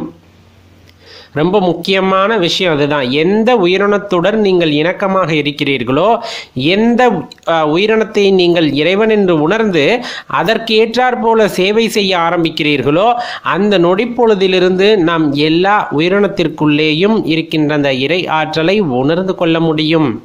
ரொம்ப முக்கியமான விஷயம். அப்போதுதான் நம்மால் உணர்ந்து கொள்ள முடியும். நம்ம சொல்றது மற்ற உயிரினங்களாக இருந்தாலும் சரி, சக நண்பர்களாக இருந்தாலும் சரி. ஏன்னா எல்லா உயிரினத்திற்குள்ளும் இறைவன் இருக்கிறார், எல்லா உயிராகவும் இறைவன் இருக்கிறார். அப்படிங்கும் போது மனிதர்களும் அவ்வாறே. ஏற்ற தாழ்வு பார்த்து நாம் பாகுபாடு காட்டும் பொழுது நம்மால் இறைவனை உணர முடியாமல் போகிறது. ஏன்னா மற்ற உயிரினங்களுக்கு மேலெல்லாம் அதீத பாசம், வீட்டில் வளர்க்குற நாய்க்கெல்லாம் அதீத பாசம். ஏன்னா எல்லாருமே இறைவன் தானே, அப்போ நம்ம கொடுக்குறோம். ஆனால் சக மனிதர்களை ஏற்றத்தாழ்வு பார்க்கும் பொழுது அவர்களுக்குள் இருக்கின்ற அந்த இறை ஆற்றலை நாம் உணர மறுக்கும் பொழுது மொத்தமாக நாம் எவ்வளவு முயற்சி செய்தாலும் அது பலனற்றதாகத்தான் ஆகின்றது. ஏன்னா ஒரு சில ஜீவராசிகளுக்குள் மட்டும் நாம் இறைவனை காண முற்படும் பொழுது மற்ற ஜீவராசிகளை அதிலிருந்து தள்ளி வைக்கும் பொழுதும் நம்மால் முழுமையான ஒரு விஷயத்தை உணர்ந்து கொள்ள முடியாது. அதனால தான் சித்த பெருமக்கள்லாம் பார்த்தீங்க அப்படின்னா தனித்திருந்தா கூட எல்லா ஜீவராசிகளின் மீதும் கருணையாக இருப்பார்கள்.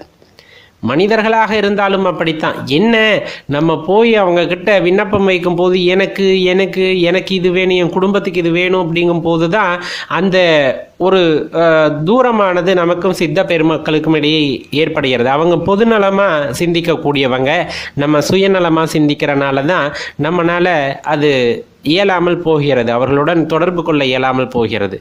எப்போது நீங்களும் பொதுநலம் என்ற ஒரு புள்ளியில் நிற்கிறீர்களோ அப்பொழுதே சித்த பெருமக்களின் ஆசியும் நமக்கு கிடைக்கப்பெறும் அப்படிங்கிறத மறந்துவிடக்கூடாது. அப்போ சித்தர்களோட அருளை பெற்றால், அதே போல இறைவனுடைய அருளை பெற்றால் என்ன நடக்கும்? நம்ம அதிசயங்கள் செய்வோம், அதே போல் நிறைய மாய வித்தைகளை எல்லாம் செய்வோம். அப்படிங்கிறத தாண்டி ஒரு விஷயத்தை நாம் தெளிவாக தெரிந்து கொள்ள வேண்டியது, நம்முள் இருக்கின்றவரை உணர்ந்து கொள்ள முடியும் அப்படிங்கிறத தெளிவாக தெரிந்து கொள்ளுங்கள். ரொம்ப முக்கியமாக நம்முள் இருப்பவரை உணர்ந்து கொள்ள முடியும் அப்படிங்கிறத தெளிவாக தெரிந்து கொள்ள வேண்டும். சரி, எப்பவுமே அகங்காரம் குடிகொண்டிருக்கின்ற இடத்தில் இறைவன் இருப்பதில்லை. கர்வம் குடிகொண்டிருக்கின்ற இடத்தில் இறைவன் இருப்பதில்லை. நான் பெரியவன் என்ற மமதை கொண்டிருப்பவர்களிடத்தில் இறைவன் இருப்பதில்லை. அதாவது இருப்பதில்லைன்னா எல்லா உயிராகவும் இருக்கின்ற இறைவன் தன்னை அந்த உயிரினத்தில் வெளிப்படுத்திக் கொள்வதில்லை. இப்போ நமக்கு மமதை அகந்தை அதிகமாகிவிட்டது அப்படின்னா அந்த நான் என்ற ஒரு விஷயம் இருக்கிறது அல்லவா, அது அந்த கர்வத்தால் மூடி மறைக்கப்பட்டு விடுகிறது. உண்மையான நான் அப்படிங்கிற அந்த ஒரு விஷயம் உள்ளிருக்கின்ற இறை ஆற்றலையும் தாண்டி உங்களது கர்வம் தலைக்கேறுகிறது. அப்படிங்கும் போது தான் நம்மால் அந்த இறைவனை உணர்ந்து கொள்ள முடிவதில்லை அப்படிங்கிறத தெரிந்து கொள்ள வேண்டும். மாறாக எல்லா உயிருக்குள்ளும் இறைவன் இருக்கின்றார், எல்லா உயிராகவும் இருக்கின்றார். மீண்டும் சொல்வது நாம் அதே தான். கர்வம் கொண்டிருப்பவரிடத்திலும் இறைவன் இருக்கின்றார். ஆனால் அது அவர்களோட கண்ணை மறைச்சிடுது. அந்த உண்மையை அறிந்து கொள்ள விடாமல் அந்த கர்வமானது கண்ணை மறைத்து விடுகிறது. அதனால தான் சில பேர் எவ்வளவு தான் முயற்சி செய்து நம்ம முயன்றாலும் நம்மால் சில விஷயங்களை தாண்டி செல்ல முடியாமல் இருக்கிறது. இந்த உலகத்தில் எல்லாத்துக்கும் அப்பாற்பட்ட சக்தி அப்பா ஒருத்தர் தான். அவர்னால் மட்டும்தான் நம்ம நினைக்கின்ற எல்லாவற்றையும் செய்ய முடியும், செயல்படுத்த முடியும், எல்லாமே. அதில் என்னாலே இது முடியும் அப்படிங்கிற அந்த கர்வம் தலைக்கேறுது. அப்படிங்கும் போது தான் உண்மையை உணர்ந்து கொள்ள மறுக்கின்றோம் அப்படிங்கிறத தெரிந்து கொள்ள வேண்டும். அப்போ தான் நம்ம இறைவனை உணர்ந்து கொள்வதில் பின்னடைவை சந்திக்கின்றோம். உண்மையை சொல்லப்போனால் எல்லா உயிர்களுக்குள்ளும் இறைவனை காண்கின்ற ஒருவர் உண்மையாகவே தன்னுள் இறைவனை உணர்கிறார். நான் ஏன் சிவபெருமானை வழிபடுகின்றேன் அப்படின்ட்டு தான் இப்போ நம்ம பார்க்க இருக்கோம். இந்த தொகுப்பு முடிஞ்சதுமே உங்களுக்குள்ள அந்த கேள்வியை கேளுங்க. நீங்கள் ஏன் சிவபெருமானை வழிபடுறீங்க அப்படிங்கிற பதில் உங்களுக்கு கிடைச்சிடும். உண்மைதான். முதலாக சிவபெருமானை வழிபட ஆரம்பித்த போது இந்த உலகம் எனக்கு வைத்த பெயர்கள் ஏராளம். அட முட்டாளே, அட பைத்தியம்மை, அட கிறுக்கனை என்று என்னென்ன வார்த்தைகள் இருந்ததோ எல்லாம் சொல்லி உரைத்தன இந்த உலகம் எம்மை.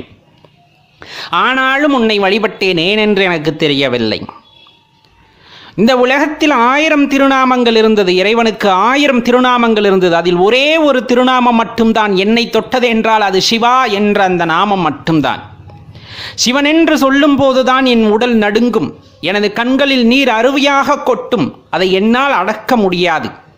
அந்த நிலையிலும் தடுமாறி நின்றிருந்தாலும் சிவபெருமானே என்று சொல்லும் போது என்னை மீண்டு எழ வைத்தாய். இன்ப துன்பம் எது வந்தாலும் உன் பெயர் மட்டுமே எனது நாவில் வந்தது. உன் நாமத்தை சொல்லாத பகலோ இரவோ எனக்கு ஒரு நேரமாகவே தெரியாமல் போனது. எனது எலும்பு சதை குருதி எல்லாம் உனது நாமத்தை சொல்ல வேண்டும் என்று உருகி துடித்தது. அது உண்மையாக இருந்தது. எனது உள்ளிருக்கும் உள்ளம் எப்பொழுதுமே உன்னையே காண வேண்டும், உன் நாமத்தையே சொல்ல வேண்டும், வாயார பாட வேண்டும் என்று ஏங்கி தவித்தது. மனமென்று ஒன்று உண்டா என்று தேடி அலைந்த போது அந்த மனமே நீதான் என்று உணர்ந்து கொண்ட தருணம் அது. உன்னை வழிபட ஆரம்பித்த போது சைவ சித்தாந்தம் என்றால் என்ன என்று தெரியாது, திருவாசகம் பாடத் தெரியாது, தேவாரம் தெரியாது, திருமந்திரம் இருந்ததே தெரியாமல் அல்லவா இருந்தேன். ஏன் 12 திருமுறைகள் என்று உண்டு என்றே அறியாமல் இருந்தேனே. ஆனால் அப்பொழுதும் எனக்கு தெரிந்த ஒன்றே ஒன்றுதான், சிவபெருமான் என்னும் நாமம் மட்டும்தான். அதை எனது உள்ளம் இறுக பற்றி கொண்டிருந்தது. சிவபெருமான் என்று சொல்லும் போது பாசம் ஏற்பட்டது, காதல் ஏற்பட்டது, அதன் மீது ஒரு தவிப்பு ஏற்பட்டது. இறைவனை அடைந்து விட வேண்டும், சரணடைந்து விட வேண்டும் என்ற ஏக்கம் ஏற்பட்டது. என்ன என்றே தெரியாத அந்த வயதில் உன்னையே சுற்றி சுற்றி வரும் அந்த வாய்ப்பு எனக்கு ஏற்பட்டது. அதனாலோ என்னவோ உன்னையே சுற்றி திரிந்திருக்கின்றேன் பைத்தியமாக. உன் மந்திரத்தை சொல்லும் போதும் உனது பெயரை சொல்லும் போதும் எனக்குள் ஆனந்த தாண்டவமானது ஏற்படும். நானே மகிழ்ச்சியின் உச்சகட்டத்தில் பாடவும் ஆடவும் ஆரம்பித்தேன் என்றால் அது மிக அல்லவே. உன்னை தவிர வேறொன்றும் அறியேன் பராபரமே என்று உன்னை சரணடைந்ததை தவிர வேறு எண்ணத்தை நான் கூறுவது என்று எனக்கு தெரியவில்லை. ஏன் இந்த இறைவனை வழிபட்டாய் என்று கேட்டால் எனக்கு வருகின்ற பதில் ஒன்றே ஒன்றுதான், அவரை தவிர வேறொன்றும் நான் அறியேன் என்ற வார்த்தை மட்டும்தான். இந்த உலகத்தில் நீ மட்டும்தான் எல்லா உயிராகவும் இருக்கின்றாய், நானாகவும் இருக்கின்றாய், உலகத்தில் இருக்கும் எல்லா உயிராகவும் இருக்கின்றாய் என்னும் போது உன்னை தவிர நான் வேறு யாரை போய் சரணடைவது? உன் மந்திரத்தை தவிர வேறு எந்த மந்திரத்தை நான் உரைப்பது? உன்னை தவிர நான் வேறு யாரை வழிபடுவது? இன்னும் சொல்ல போனால் எனக்கு வேறு வாய்ப்பே இல்லை. உண்மை தெய்வம் உன்னை தவிர வேறு ஒருவரையும் நான் சரணடையேன், ஒருவரையும் நான் வழிபடேன் அப்படிங்கிறது தான் உண்மை. இதே போலதான் இந்த உலகத்துல எல்லா உயிரையும் நீ ஆட்கொண்டிருப்பங்கிறதும் நல்லா தெரியும். அவர்களையும் ஆட்கொண்டு அவர்களுக்கும் உன்னை உணர்த்துவாய் என்பதும் நான் அறிவேன். எல்லா உயிர்களும் இன்புற்று இருக்க வேண்டும் இறைவா. உன் கருணையினால் எல்லா உயிர்களும் எல்லா சுகங்களையும் பெற்று இன்புற்றிருக்க வேண்டும். அது மட்டும்தான் எனது வேண்டுகோளா இருக்கு. எல்லா வினைகளும் சிவபெருமானால் நிகழ்த்தப்படுபவை. நம்மெல்லாம் ஒன்றுமே இல்லை, சொல்லப்போனால் கால் தூசுன்னு சொல்லக்கூடிய அளவுக்கு கூட இந்த பிரபஞ்சத்தில் நாம் இல்லை அப்படிங்கிறத தெளிவாக உணர்ந்திருக்கோம், உணர்ந்து கொள்ளணும். அதுதான் உண்மை. இப்போ நம்ம பேரை சொல்லும்போது நான் ஒரு மனிதனோ நான் ஒரு ஜீவராசினோ நான் நினைக்கிறேன் அப்படிங்கும்போது இந்த பிரபஞ்சம் அப்படிங்கிறதுல நான் எந்த மாத்திரம் அப்படிங்கிறத யோசித்தோம்னா இதுலேயே ஒன்றும் இல்லைங்கும் போது சிவபெருமானோட அந்த சக்திக்கு முன்னாடி நம்ம எப்படிப்பட்டவங்க அப்படிங்கிறத நல்லா தெரிஞ்சுக்குங்க. ஒன்றுமே இல்லை. அந்த ஒன்றுமே இல்லாத நாம் அவருடைய அன்புக்கு பாத்திரமாக முடியும். அந்த இறையாற்றல் பார்த்திங்க அப்படின்னா உண்மையான அன்பிற்கு மட்டும்தான் இறங்கி வரும். அதாவது சிவபெருமான் அடியார்களோட பாசத்துக்கு மட்டும்தான் இறங்கி வருவார். மற்றபடி நீங்கள் கோடி கோடியாக கொண்டு போய் கொட்டினாலும் சரி, நிலங்களை வளங்களை எழுதி வச்சாலும் சரி, இல்லை இன்னும் என்னென்ன ஆடம்பரத்திற்காக செய்ய முடியுமோ அவருக்கு அலங்காரப்படுத்துகிறோம், மற்றபடி அவரை அழகுபடுத்துகிறோம், இந்த மாதிரி நீங்கள் என்ன செஞ்சாலும் சரி, உண்மையான அன்பில்லாமல் செய்யும் போது அவருடைய கருணை பார்வை அங்கு கிடைப்பதில்லை. ஒரு நேர சாப்பாடு எனக்கு அரிதினும் அரிதாக தான் கிடைக்கிறது. கிடைக்கின்ற சாப்பாட்டில் முதல் பிடியை அல்லது ஒரு பெரும்பகுதியை எம்பெருமான் ஈசனுக்காக நான் எடுத்து வைத்துவிட்டு சாப்பிடுகின்றேன் அப்படிங்கிற அந்த உன்னதமான அன்பு இருக்குல்ல, அந்த அன்புக்கு இறைவன் அடிமையாகின்றார். அந்த அன்புக்கு இறைவன் அடிமையாகின்றார். அப்போ நம்ம செய்ய வேண்டியதையெல்லாம் உண்மையான அன்பு. அது கட்டாயமாக அடியார் பெருமக்கள் எப்போவுமே செய்வது. நமக்கு சிந்தையில் சிவபெருமானை தவிர வேறு எதுவும் இருப்பதில்லை. பார்க்கின்ற உயிரை எல்லாம் சிவபெருமானாகவே நினைக்கின்றோம். எல்லாமே உண்மைதான். அப்படி இருக்கும்போது தான் அந்த பக்தியின் மீது ஒரு நாட்டம் அதிகரிக்கிறது, சிவபெருமானின் மீது ஒரு ஈடுபாடு அதிகரிக்கிறது. அவரே எல்லாம் என்று எண்ண தோன்றுகின்றது. அவரே எனது தந்தை என்றும் எண்ண தோன்றுகின்றது. அப்போ எல்லா ஜீவராசிகளும் சிவபெருமான் தானே, எல்லா ஜீவராசிகளும் சிவபெருமான் தானே. அதனால தான் நம்ம இந்த இடத்துல ஒன்று தெளிவாக கேட்டுக்கொள்கின்றோம் அடியார்களே. எந்த ஒரு வினையை நீங்கள் ஆற்றினாலும் சரி, எந்த ஒரு வினையை நீங்கள் ஆரம்பித்தாலும் சரி, அந்த வினையை செய்யும் பொழுது நாம் அதை சிவபெருமானுக்கு செய்கின்றோம் என்று எண்ணி பின்பு அந்த காரியத்தில் ஈடுபடுங்கள். நான் சொல்ல வருவது புரியும் என்று நினைக்கின்றேன். நன்மை தீமையை பகுத்து ஆராயக்கூடிய அறிவானது நமக்கு இருக்கிறது. நாம் செய்வதனால் நன்மை உண்டாகும் அப்படின்னு நமக்கு தெரியும். நாம் செய்கின்ற செயலால் தீமை உண்டாகும் அப்படின்னு தெரியும். இந்த நன்மை உண்டாக செயலை நான் யாருக்கு செய்ய போகின்றேன்? சிவபெருமான் உருவத்தில் இருக்கும் இன்னொருவருக்கு செய்ய போகின்றேன். அப்போ அவர் ஆனந்தமாக இருக்கார். அது ரொம்ப உசித்தமான ஒரு விஷயம். பிறர் முகத்தில் அந்த ஆனந்தத்தை காண்பது, ஈஸ்வரன் சிரிப்பதை காண்பது அவ்வளவு லாதியான இன்பத்தை தரும். ஒரு தீமையை செய்ய போகின்றேன், அதுவும் ஈஸ்வர ஸ்வரூபத்தில் இருக்கின்ற இன்னொருவருக்கு. அப்போ நம்ம தீமையை யாருக்கு செய்கிறோம்? ஈஸ்வரனுக்கு செய்கின்றோம். அதனால் ஒருத்தர் வருத்தப்பட போகின்றார் அப்படின்னா அந்த வருத்தமானது ஈஸ்வரன் அடையக்கூடிய வருத்தம். அதை நாம் பிறருக்கு செய்யலாமா என்று யோசித்த பின்னர் செயல்படுங்கள். நீங்கள் எந்த வினையை ஆற்றினாலும் அது ஈஸ்வரனுக்கே, அது ஈஸ்வர சங்கல்பம். அப்படிங்கும் போது நாம் வினையாற்றும் முன்னர் நாம் யாருக்கு செய்ய போகின்றோம்? ஈசனுக்கு செய்ய போகின்றோம் என்று எண்ணி அதன்படி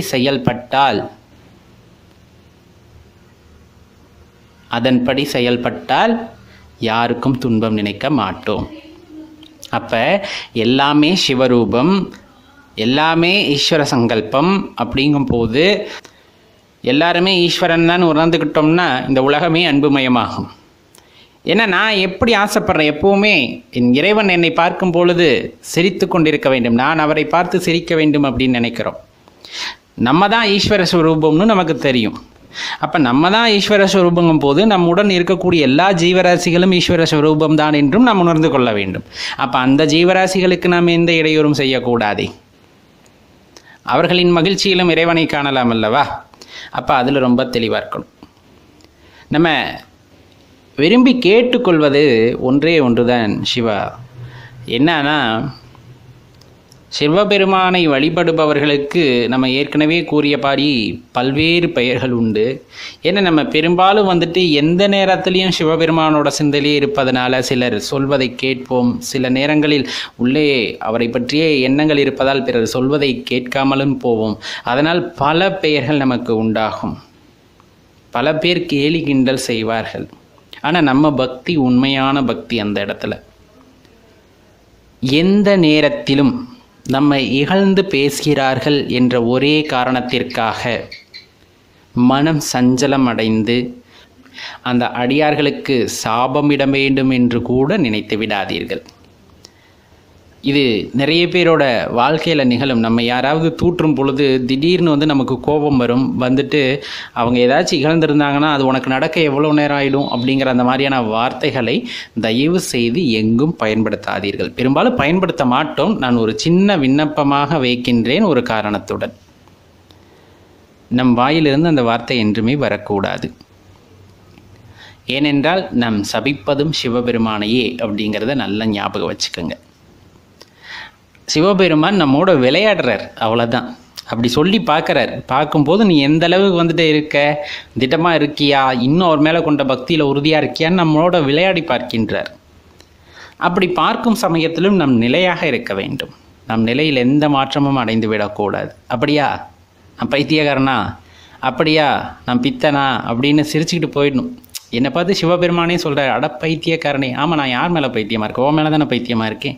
அட பித்தனே, ஆமாம் நான் பித்தன் தான், ஓ மேலே தானே பித்து பிடிச்சிருக்கேன் அப்படின்ட்டு நம்ம அடுத்த நகர்வுக்கு போய்விட வேண்டுமே தவிர, நம்மிடம் கேலி செய்கிறார்கள், கிண்டல் பேசுகிறார்கள் என்பதற்காக மனம் நொந்து அவர்களை பற்றி எதிர்மறையாக கூட யோசிக்கக்கூடாது. இதெல்லாம் சாத்தியமா? நாமும் சாதாரண மனிதர்களாகத்தானே இருக்கின்றோம். ஆனால் சாதாரண மனிதனாகவே இருந்துவிட வேண்டும் என்று நாம் இருப்பவர்கள் அல்ல. மேன்மையடைய வேண்டும் என்ற எண்ணத்துடன் வாழ்பவர்கள். அப்போ அதற்கான பக்குவ நிலையை நாம் அடைந்தாக வேண்டும் என்பதற்காகத்தான் இந்த ஒரு சின்ன விண்ணப்பம். அடியார்களே, கொஞ்சம் யோசிச்சு பாருங்க. கட்டாயமாக இது பயனுள்ளதாக இருக்கும். எந்த ஒரு கடினமான சூழ்நிலையும் எதிர்கொள்ளக்கூடிய ஆற்றலானது நமக்கு தேவை. மன வைராகியம் தேவை. எல்லாம் சிவபெருமான் என்ற எண்ணம் நமக்குள் இருந்துவிட்டால் இந்த உலகம் மிகவும் சுபிக்ஷமாகவும் அன்பு நிறைந்ததாகவும் அரவணைத்து செல்லக்கூடியதாகவும் இருக்கும். அடியார்களே, அந்த உலகமானது சொர்க்கமாகவே காணப்படும். அந்த சொர்க்கத்தில் வாழ்கின்ற எண்ணம் நமக்கு வேண்டுமென்றால் பார்க்கும் ஜீவராசிகளை சிவபெருமானாகவே காணுங்கள். யோசித்து பாருங்கள். கடவுளை வழிபடுறது அப்படிங்கிறது அவ்வளவு சாதாரண விஷயம் அல்ல. அவரை வழிபடணும் அப்படிங்கும்போது எண்ணற்ற தடைகள், நிறைய பிரச்சனைகள், இந்த மாதிரி விஷயங்கள் எல்லாம் ஆரம்ப காலகட்டத்திலே வரும். அதுலேயும் சிவபெருமானை வழிபட வேண்டும் என்றால் வராத இடைஞ்சல்களே இருக்காது. எல்லாத்தையும் தாண்டி தான் நம்ம வந்தாகணும். இப்போ நிறைய கஷ்டம் வருது, நிறைய துன்பம் வருது அப்படின்லாம் சொல்லுவாங்க. ஆனால் அதெல்லாம் உண்மையாலுமே வந்துட்டு துன்பமும் கிடையாது, கஷ்டமும் கிடையாது. இந்த பஞ்சாட்சர மந்திரத்தை மனதில் எப்பொழுதுமே ஜபித்து கொண்டிருப்பவர்களுக்கு துன்பமும் கிடையாது, கஷ்டமும் கிடையாது அப்படிங்கிறத தெளிவாக தெரிஞ்சுக்கணும். வாழ்க்கையில் பிரச்சனை நம்மால் தான் வருகிறது அப்படிங்கிறத தெளிவாக புரிஞ்சுக்கிட்டோம் அப்படின்னா வாழ்க்கை ஒரு வெளிச்சமாக இருக்கும். இப்போ அக்கம் பக்கத்தில் இருக்கவங்களுக்கெல்லாம் உங்களுக்கு பிரச்சனையை உண்டாக்குறாங்களா வழிபாட்டில் அப்படின்னா கிடையாது. அவங்க என்ன நினைப்பாங்களோ ஏது நினைப்பாங்களோ அப்படின்னு நம்ம மனசுக்குள்ளேயே நிறைய போட்டு புழுங்கிக்கிட்டு நம்மளை நம்ம ஒரு விதமாக கற்பனை செய்து கொள்வதன் காரணமாகத்தான் நம் வழிபாட்டிற்கு தடை வருகிறது, இன்னல்கள் வருகிறது, கஷ்டங்கள் வருகிறது அப்படிங்கிற மாதிரியான எண்ணங்கள் நம் மனதிலே தோன்றிவிடுகிறது. அதனை தொடர்ந்து நாம் கஷ்டப்படுகின்றோம், துன்பப்படுகின்றோம் என்ற எண்ணத்திற்கு ஆட்பட்டு விடுகின்றோம். உண்மையாகவே சொல்ல போனால் இந்த நவ கிரகங்களும் உங்களுக்கு எதிராக இருந்தாலும், பஞ்சபூதங்களும் உங்களுக்கு எதிராக இருந்தாலும், பஞ்சாட்சர மந்திரத்தை மனதில் நிறுத்தி ஜபித்து கொண்டே இருக்கும் பொழுது அந்த நவகிரகங்களும் சரி, இந்த பஞ்சபூதங்களும் சரி, உங்களுக்கு நீங்கள் இட்ட கட்டளை ஏற்று நடத்துவார்கள். ரொம்ப ஒரு உணர்வுபூர்வமான அனுபவபூர்வமான உண்மை அப்படின்னே நம்ம சொல்லலாம். எந்த கிரகமாயினும் சரி அது ஈசனுக்கு அடிபணிந்தது தான். பஞ்சபூதங்களாயினும் சரி அதற்கு தலைவன் நாம் பரமேஸ்வரன் மட்டும்தான். அப்படிங்கும்போது எந்த இடத்துல துன்பம் வந்தாலும் சரி, பஞ்சபூதங்களே உங்களை எதிர்த்து நின்றாலும் சரி, நவகிரகங்கள் உங்களுக்கு எதிராக நின்றாலும் சரி, பரமேஸ்வரனின் அந்த பஞ்சாட்சர மந்திரத்தை சொன்னால் போதும் உங்கள் கட்டளையை நிறைவேற்றக்கூடியவர்களாக அந்த நவகிரகங்களும் பஞ்சபூதங்களும் இருப்பார்கள். அப்படின்னா அதில் எந்த மாற்று கருத்துமே கொள்ள தேவையில்லை. உங்களுக்குள்ள உயிராக இருக்கிறது சிவன். அதுதான் இந்த இடத்துல நம்ம தெரிந்து கொள்ள வேண்டியது. சிவனை அங்கெங்கெல்லாம் தேட வேண்டாம். உங்களுக்குள்ள உயிராக இருக்கிறது யார் அப்படின்னா சிவபெருமான். எந்தவித கஷ்டங்கள் வந்தாலும், எல்லாத்தையும் மீறி உங்களுக்கு துன்பம் வந்தாலும் சரி, உன்னுள் உயிராக இருக்கின்ற இறைவனை, ஈசனை மனதில் நினைத்து கொண்டால் போதும், கை கொடுத்து தூக்கி விட்டுருவார். அந்த நிலைமையிலேருந்து உங்களை மெதுவாக அழகாக வெளியே கொண்டு வந்துடுவார். எப்படி அங்கேருந்து நம்ம வெளியே வந்தோம் அப்படிங்கிறதே நமக்கு தெரியாது. ஆனால் அந்த இன்னல், இடைஞ்சல், கஷ்டம் எல்லாத்துலேருந்து நம்ம அழகாக வெளியே வந்திருப்போம். அது ரொம்ப தெளிவாக புரிஞ்சுக்கணும். ஏன்னா அது கடவுள் வழிபாட்டால் மட்டும் சாதிக்க முடிஞ்சது. இந்த உலகத்தில் ஏன் நடக்குது, எதுக்கு நடக்குதுன்னே தெரியாத சில விஷயங்கள் நடந்துக்கிட்டே இருக்கும். நம்ம உடலில் ஓடக்கூடிய ரத்தமாக இருக்கட்டும், நாம் விடக்கூடிய மூச்சாக இருக்கட்டும், நரம்புகள் இயக்கமாக இருக்கட்டும், மூளை இயக்கமாக இருக்கட்டும், எதுவும் நம்மை கேட்டுவிட்டாலும் நடைபெறுவதில்லை. அது அதற்கு இட்ட கட்டளை போல அது பாட்டுக்கு நடந்துக்கிட்டே இருக்கின்றது. அப்படி நடந்து கொண்டே இருக்கின்ற சில விஷயங்களிலே நாம் கட்டுப்பாட்டுக்குள் வர வேண்டுமென்றால் அந்த பரமேஸ்வரனின் அந்த அருள் நமக்கு தேவை. கண்டிப்பாக அதை நம்ம கண் பார்வையில் கொண்டு வர முடியும். நம்ம கட்டுப்பாட்டுக்குள்ளே இப்போ நம்ம சொன்ன எல்லா விஷயத்தையும் கொண்டு வரலாம். ஆனால் அதற்கு இந்த இறைவனின் ஆசி அப்படிங்கிறது கண்டிப்பாக தேவை. இப்போ இறைவனை உணர வேண்டும் என்ற ஒரு எண்ணம் நமக்கு வருகிறது என்றாலும் அந்த உணர்வையும் கொடுத்தது யாராகத்தான் இருப்பார் என்றால் சிவபெருமானாகத்தான் இருப்பார். சிவனை பற்றி நீ நினைக்கணும் அப்படின்னாலே அதற்கான அந்த எண்ணத்தை உண்டாக்குவது சிவபெருமானாகத்தான் இருக்கின்றார். சிவனை வணங்க வேண்டும் என்ற எண்ணம் வருகிறது அப்படின்னா அந்த வணங்க வேண்டும் என்ற எண்ணத்தை உனக்கு கொடுத்தது சிவனாகத்தான் இருப்பார். இல்லை என்றால் நீ அந்த அரும்பெரும் சக்தியை பற்றி யோசிக்கவே மாட்டாய். அதை யோசிக்க வேண்டும் என்ற எண்ணம் நமக்குள் வரவே வராது. ஏன்னா இந்த உலகத்தில் நிறைய பேர்த்த பார்க்குறோம்ல, எத்தனை பேர் சிவபெருமானை வழிபடுறாங்க அப்படின்னா எண்ணிலடங்கா பேர் வழிபட்டாலும் கூட அத்தனை பேர்த்துக்கும் கிடைத்த அரும்பெரும் பாக்கியம் அப்படின்னா அது வழிபடுதல். அந்த வழிபடுதல், அந்த விஷயத்தை நமக்கு கொடுத்தது யார் அப்படின்னு பார்த்தா சிவனாகத்தான் இருப்பார். அதை தான் சொல்கிறது, ரொம்ப தெளிவாக தெரிஞ்சுக்குங்க. உன்னுள் உயிராக இருப்பவர் இந்த பிரபஞ்சத்தையும் தாண்டி அதை இயக்கக்கூடிய பேராற்றலாக இருக்கின்றார். அந்த உன்னுள் இருக்கக்கூடிய அந்த உயிராக விளங்கக்கூடிய அரும்பெரும் சக்தியாம் சிவபெருமானை உணர்ந்து கொள்ள வேண்டும் என்ற எண்ணம் உனக்குள் வந்துவிட்டாலே அது சிவபெருமான் காட்டிய கருணை பார்வை உங்கள் மீது இறைவன் காட்டிய கருணை பார்வையின் காரணமாகத்தான் உன்னுள் இருக்கின்ற அந்த இறைவனை உணர்ந்து கொள்ள வேண்டும் என்ற எண்ணம் உனக்கு வந்திருக்கிறது. அப்படிங்கும்போது அவர் எவ்வளோ பெரிய கருணை ஆளராக இருக்க முடியும் அப்படிங்கிறத யோசிச்சு பாருங்க. தினம் தினம் நன்றி சொல்ல வேண்டும். ஒவ்வொரு நாளும் அற்புதமாக கழிகிறது. ஒவ்வொரு நாளும் அற்புதமானதாக நமக்கு வடிவமைத்து தந்திருக்கின்றார். ஆனால் அதில் தேவையில்லாத எண்ணங்கள், தேவையில்லாத மனக்குழப்பங்களை வைத்து கொள்ளும் பொழுது நாமே அந்த வாழ்க்கையை சூனியமாக்கி கொள்கின்றோம். அப்படிங்கிறத தெரிஞ்சுக்கிட்டோன்னா தினம் தினம் வாழும் வாழ்க்கை இறைவனை மட்டுமே நினைத்து, இந்த உலகத்தில் இந்த ஒரு அற்புத நாளை நமக்கு கொடுத்திருக்கிறார், ஒவ்வொன்றையும் அனுபவித்து நாம் வாழ வேண்டும் என்பதற்காக இந்த உயிரையும் உடலையும் கொடுத்திருக்கின்றார். அப்படிங்கும் போது பிறருக்கு அன்பு செய்து அதன் வாயிலாக இறைவனை கண்டு உண்மையாகவே இன்பம் எது என்று உணர்ந்து அதன்படி வாழ வேண்டும் என்ற அந்த உத்வேகத்தை நமக்குள் ஏற்படுத்தி கொண்டோமேயானால் இந்த வாழ்க்கையானது இன்பமயமானதாக இருக்கும். அப்படிங்கிறதுல எல்லளவும் சந்தேகம் வேண்டாம். ரகசியம் அனைவருக்குமே தெரிகிறது. ஆனாலும் அந்த ரகசியத்தின் உட்பொருளை அறிந்து கொள்வதற்குத்தான் யாரும் தயாராக இல்லை. அப்படிங்கிறது தான் நிதர்சனமான உண்மை.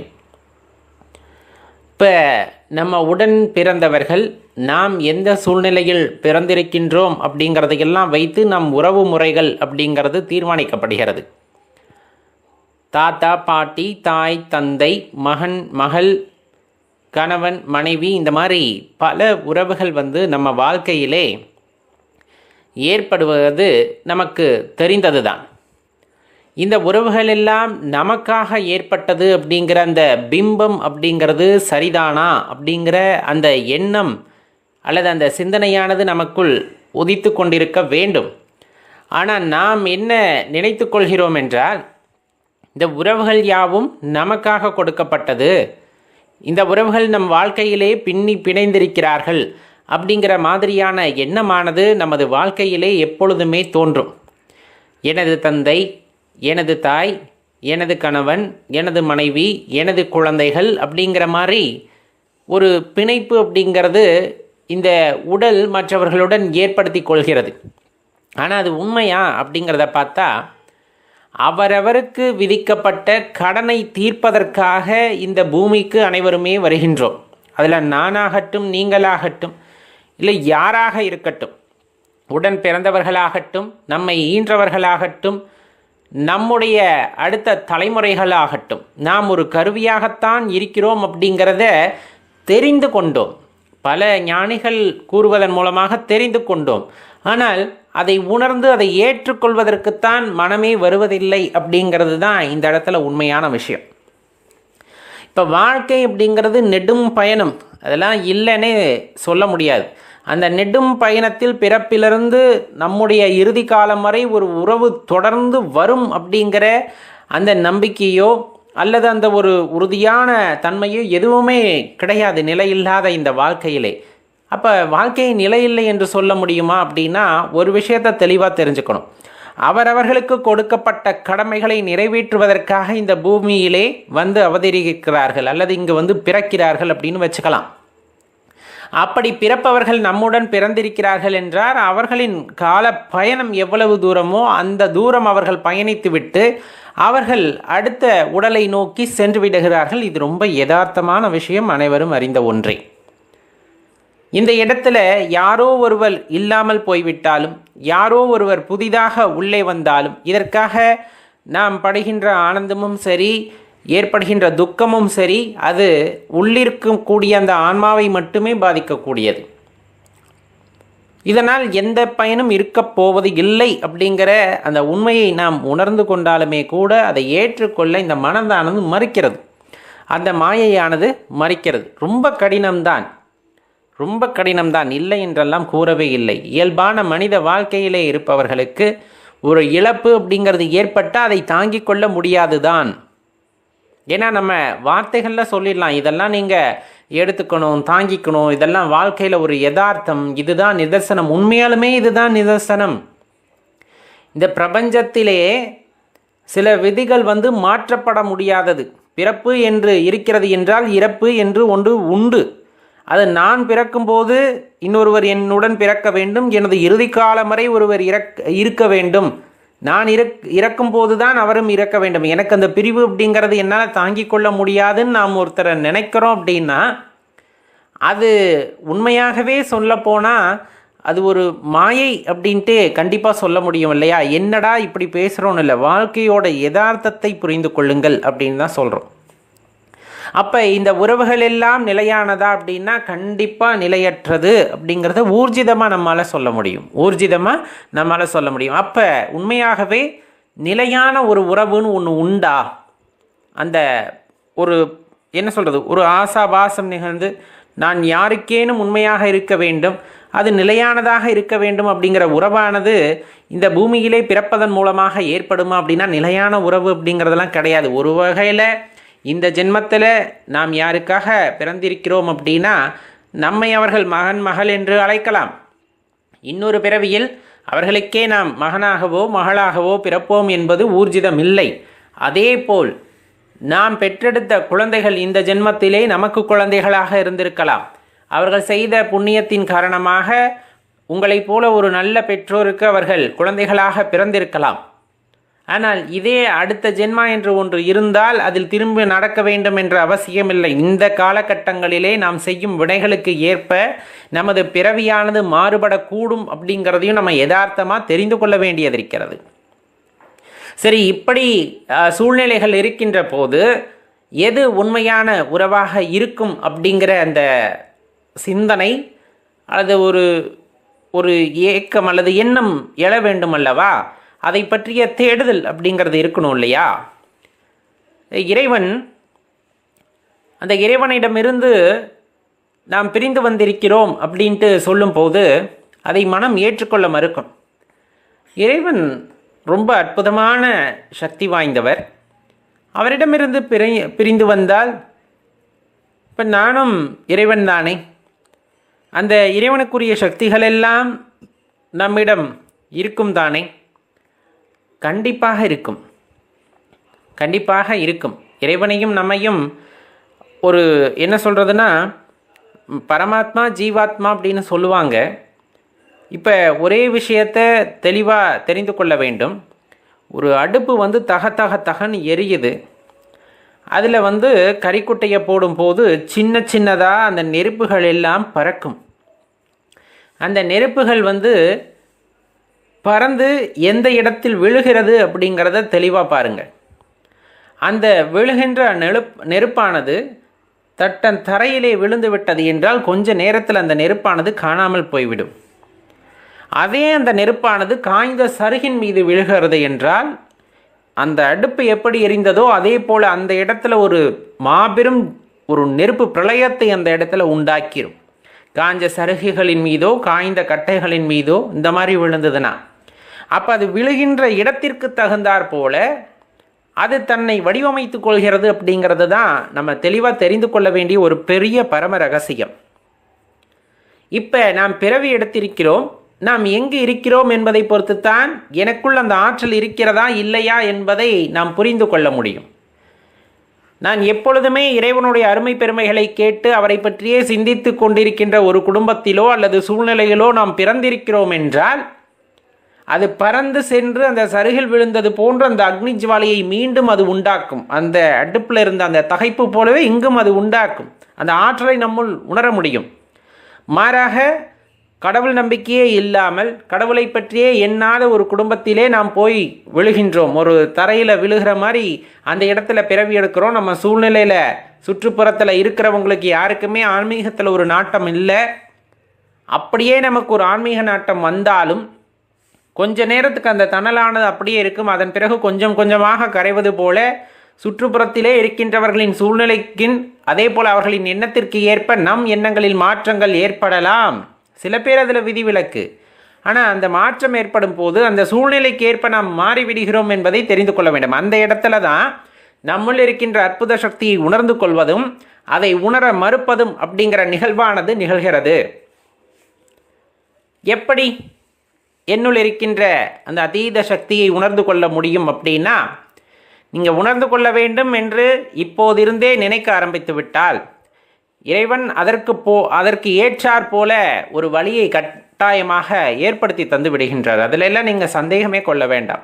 இதற்காக நான் இன்னொரு பிறவி எடுத்து இன்னொரு இடத்திலே அந்த சருகின் மீது போய் விழ வேண்டுமா அப்படின்னா கிடையாது. இன்னமும் உங்களுக்கு ஏற்றவாறு அந்த சூழ்நிலையை மாற்றி அமைத்துக் கொள்ளுங்கள். நாம் பிறப்பு ஒரு மாதிரி இருந்தாலும் ஒருவேளை நாத்திக குடும்பத்தில் பிறந்திருக்கலாம். உங்களை சுற்றி இருக்கிற சொந்த பந்தங்கள் நண்பர்கள் எல்லாம் ஆன்மீகத்திலே நாட்டம் இல்லாதவர்களாக இருக்கலாம். ஆனால் எனக்கு ஒரு நாட்டம் இருக்கிறது அப்படிங்கும் போது அந்த நெருப்புத் துளியானது பறந்து பறந்து எப்படியாவது காற்றின் மூலமாக அடித்து செல்லப்பட்டு சருகின் மீது ஒரு சில நேரங்களில் விழும். அப்போ சின்ன தணலானது பெரிதாக மாறக்கூடும். அதே போல தான் நீங்கள் மனதிலே இறைவனை பற்றி ஆழ்ந்து சிந்திக்கும் போது, அவரை பற்றி உணர்ந்து கொள்ள வேண்டும் என்ற எண்ணம் உங்களுக்குள் தோன்றும் பொழுது, நீங்கள் அந்த ஆசையை மேலெழுப்பும் பொழுது இந்த காற்றானது வீச ஆரம்பிப்பது போல இறைவனின் கருணை உங்கள் மீது திரும்ப ஆரம்பிக்கும். அப்போ அந்த தணலானது மீண்டும் பறந்து எப்படியாவது அந்த சருகை நாடி போவது போல உங்களை அடியார் கூட்டத்திலே இறைவன் சேர்த்து விடுவார். அடியார் பெருமக்களுடன் நீங்கள் சேர்ந்து விட்டால் இறைவனின் புகழை பாடலாம், இறைவனின் பெருமைகளை பேசலாம், இறைவனைவே நினைத்து உருகலாம், இறைவனின் இருப்பை உணர்ந்து கொள்வதற்கு முயற்சி செய்யலாம். இப்படியெல்லாம் வாய்ப்புகள் அந்த இடத்திலே கிடைக்கும் பொழுது நாம் அந்த சருகை அடைந்தது போல அந்த தணலானது மீண்டும் மீண்டும் பெருகி ஒரு நெருப்பு பிழம்பாக மாறுவது போல நம்முள் இருக்கின்ற ஆற்றலை உணர முடியும், நம்முள் இருக்கின்ற சக்தியை உணர முடியும். இது உண்மையாகவே நாம் தான் மாற்றியமைத்து கொள்ள வேண்டும் என்பதை தெரிந்து கொள்ளுங்கள். இந்த பிறப்பு எப்படி இருந்தாலும் சரி, நாம் செய்த வினையின் பயனாக நாம் என்ன இந்த பிறவியிலே செய்ய வேண்டும் என்று இறைவன் விதித்து அனுப்பினாரோ அதற்கு தகுந்தாற் போல பிறவியை நாம் எடுத்திருப்போம். அதில் எந்த குற்றம் குறையும் இறைவனை சொல்லக்கூடாது. ஏன்னா எல்லாம் நாம் செய்தது, அதன் வினை பயனாக இந்த பிறவியை எடுத்திருக்கின்றோம். ஆனால் இந்த பிறவி என்பது உங்களுக்காக கொடுக்கப்பட்டது. இந்த பிறவி என்பது இந்த உடலுக்கும் உடலுக்குள் இருக்கின்ற ஆன்மாவுக்குமாக இறைவன் கொடுத்திருக்கிறார். அப்போ உங்களுக்கான வாய்ப்புகளையும் கொடுக்கின்றார். குறைந்தபட்சம் இந்த பிறவியிலாவது உனக்குள் இருக்கின்ற அற்புத சக்தியை உணர்ந்து கொள், நீ வேறு யாரும் இல்லை என்ற ரகசியத்தை உணர்ந்து கொள் அப்படிங்கிறதற்காக கொடுக்கப்பட்ட இந்த பிறவியை யார் கொடுக்கிறார்? சிவபெருமான் நமக்கு கொடுத்திருக்கின்றார். நீ எங்கேயெல்லாம் தட்டி தடுமாறி கீழே விழ போறியோ எல்லா இடத்துலையுமே கையை பிடிச்சு தூக்கி விடுவார். எல்லா இடத்துலையுமே கையை பிடிச்சு மேலே தூக்கி விடக்கூடிய ஆற்றல் படைத்தவர் யார் என்றால் சிவபெருமான். எல்லாரும் சொல்லுவாங்க, கஷ்டம் வருது துன்பம் வருது, கஷ்டம் வருது துன்பம் வருது, அடடடடா என்னால் தாங்க முடியாத வாழ்க்கையடா, இந்த கஷ்டம் என் எதிரிக்கும் வேண்டாம் அப்படிங்கிற மாதிரி நிறைய பேசுவாங்க. எந்த சிவனடியாரும் இந்த வார்த்தையை பேச மாட்டார். எந்த சிவனடியாரும் இந்த வார்த்தையை பேச மாட்டார். அவருக்கு தெரியும், அந்த சிவனடியார்களுக்கு தெரியும், இறைவன் எதை செய்தாலும் நம்மை தூக்கி விடுவதற்காகத்தான் அதை செய்வார் என்பது அவர்களுக்கு ஆழ் மனதில் ஒரு அதீத நம்பிக்கையானது இருக்கும். அதே போல அவர்கள் எண்ணமும் அதே போல்தான் இருக்கும். எந்த ஒரு சூழ்நிலையிலும் இறைவன் என்னை கீழே தள்ள மாட்டார், நானாக கீழே விழுக போனாலும் என் கையை பிடித்து தூக்கி விடுவார், என்னை தாங்கிக் கொள்வாரே தவிர எனக்கு எந்த நேரத்திலும் தீமை செய்யாதவன் எம்பெருமான் ஈசன் அப்படிங்கிற அந்த எண்ணமானது சிவனடியார்கள் மத்தியிலே மனதிலே ஆழமாக இருக்கும். குழந்தை பருவமாக இருந்து வாலிப பருவம் மீதி வயோதிக பருவம் வரை ஒவ்வொரு காலகட்டங்களிலும் இந்த உடலில் ஏற்படுகின்ற மாற்றத்திற்கு தகுந்தவாறு மனதிலும் சில தாக்கத்தை உண்டு பண்ணி பல குழப்பங்கள் ஏற்படுத்தினாலும் அதிலே ஒரு தெளிந்த ஞானம் போல ஒரு குறிப்பிட்ட காலகட்டத்திலே நம்மை அவர் ஆட்கொண்டு இறைவனை பற்றிய எண்ணங்களை மனதிலே உதிக்கச் செய்து அவரை பற்றிய எண்ணங்களை மேலோங்கச் செய்து அதன் வாயிலாக உண்மையை உணர்வதற்கு அவர் வழிகாட்டுகின்றார். நம்ம ஏற்கனவே சொன்ன மாதிரி இந்த பிறப்பு இறப்பு அப்படிங்கிறதெல்லாம் இயல்பாக நடக்கக்கூடியது. எப்படி சொல்கிறோம் அப்படின்னா, ஒரு மரமானது அந்த விதையிலிருந்து வளர்கிறது, விருட்சமாகிறது, மீண்டும் மண்ணோடு மண்ணாக போகின்றது. நீங்கள் உலகத்தில் மாற்ற முடியாதது அப்படின்னு பார்த்தோம்னா மாற்றம் ஒன்றே. இந்த அழிவு அப்படிங்கிறது எப்போவுமே நடக்கக்கூடியது, சம்ஹாரம் அப்படிங்கிறது. இப்போ அதே போல தான் இந்த உயிரை தாங்கி வந்திருக்கின்ற இந்த உடலானது மெல்ல மெல்லமாக வளர்ந்து ஒரு குறிப்பிட்ட காலகட்டத்தை அடைந்து முதிர்ச்சி அடைந்து இதில் எதுவும் செயலாற்ற முடியாதுன்னு தெரிந்து கொண்ட பின்னர் வேறு ஒரு கூட்டை தேடி இந்த உயிரானது போய்விடும், அந்த கர்மாவை சுமந்து கொண்டு. அவ்வளவுதான் இந்த வாழ்க்கை. இந்த உடலை கிடத்தி கொண்டு இந்த உடலுக்கிட்ட பெயரை சொல்லி கொண்டு போய்விட்டார் அப்படின்னா எங்கே போனார், யார் போனார், எங்கே போனார் அப்படிங்கிற கேள்வியை மனதினுள்ளே எழுப்பி பாருங்கள், தெரிந்துவிடும். போனவரை எத்தனை காலத்திற்கு நாம் நினைத்திருக்க போகின்றோம் அப்படிங்கிறது இன்னும் சுவாரஸ்யமான விஷயம் இந்த உலகத்தில். ஒருவேளை யாராவது போயிட்டு அவர்களை எத்தனை காலத்திற்கு நாம் நினைவிலே நிறுத்தி இருப்போம் அப்படிங்கிறது பெரிய சுவாரஸ்யமான விஷயம். நான் பொய்யெல்லாம் கூறவில்லை. நினைத்து பாருங்கள். இவர் இல்லை என்றால் என் உலகமே இல்லை என்று சொன்னவர்கள் ஏராளமாக இருப்பார்கள்.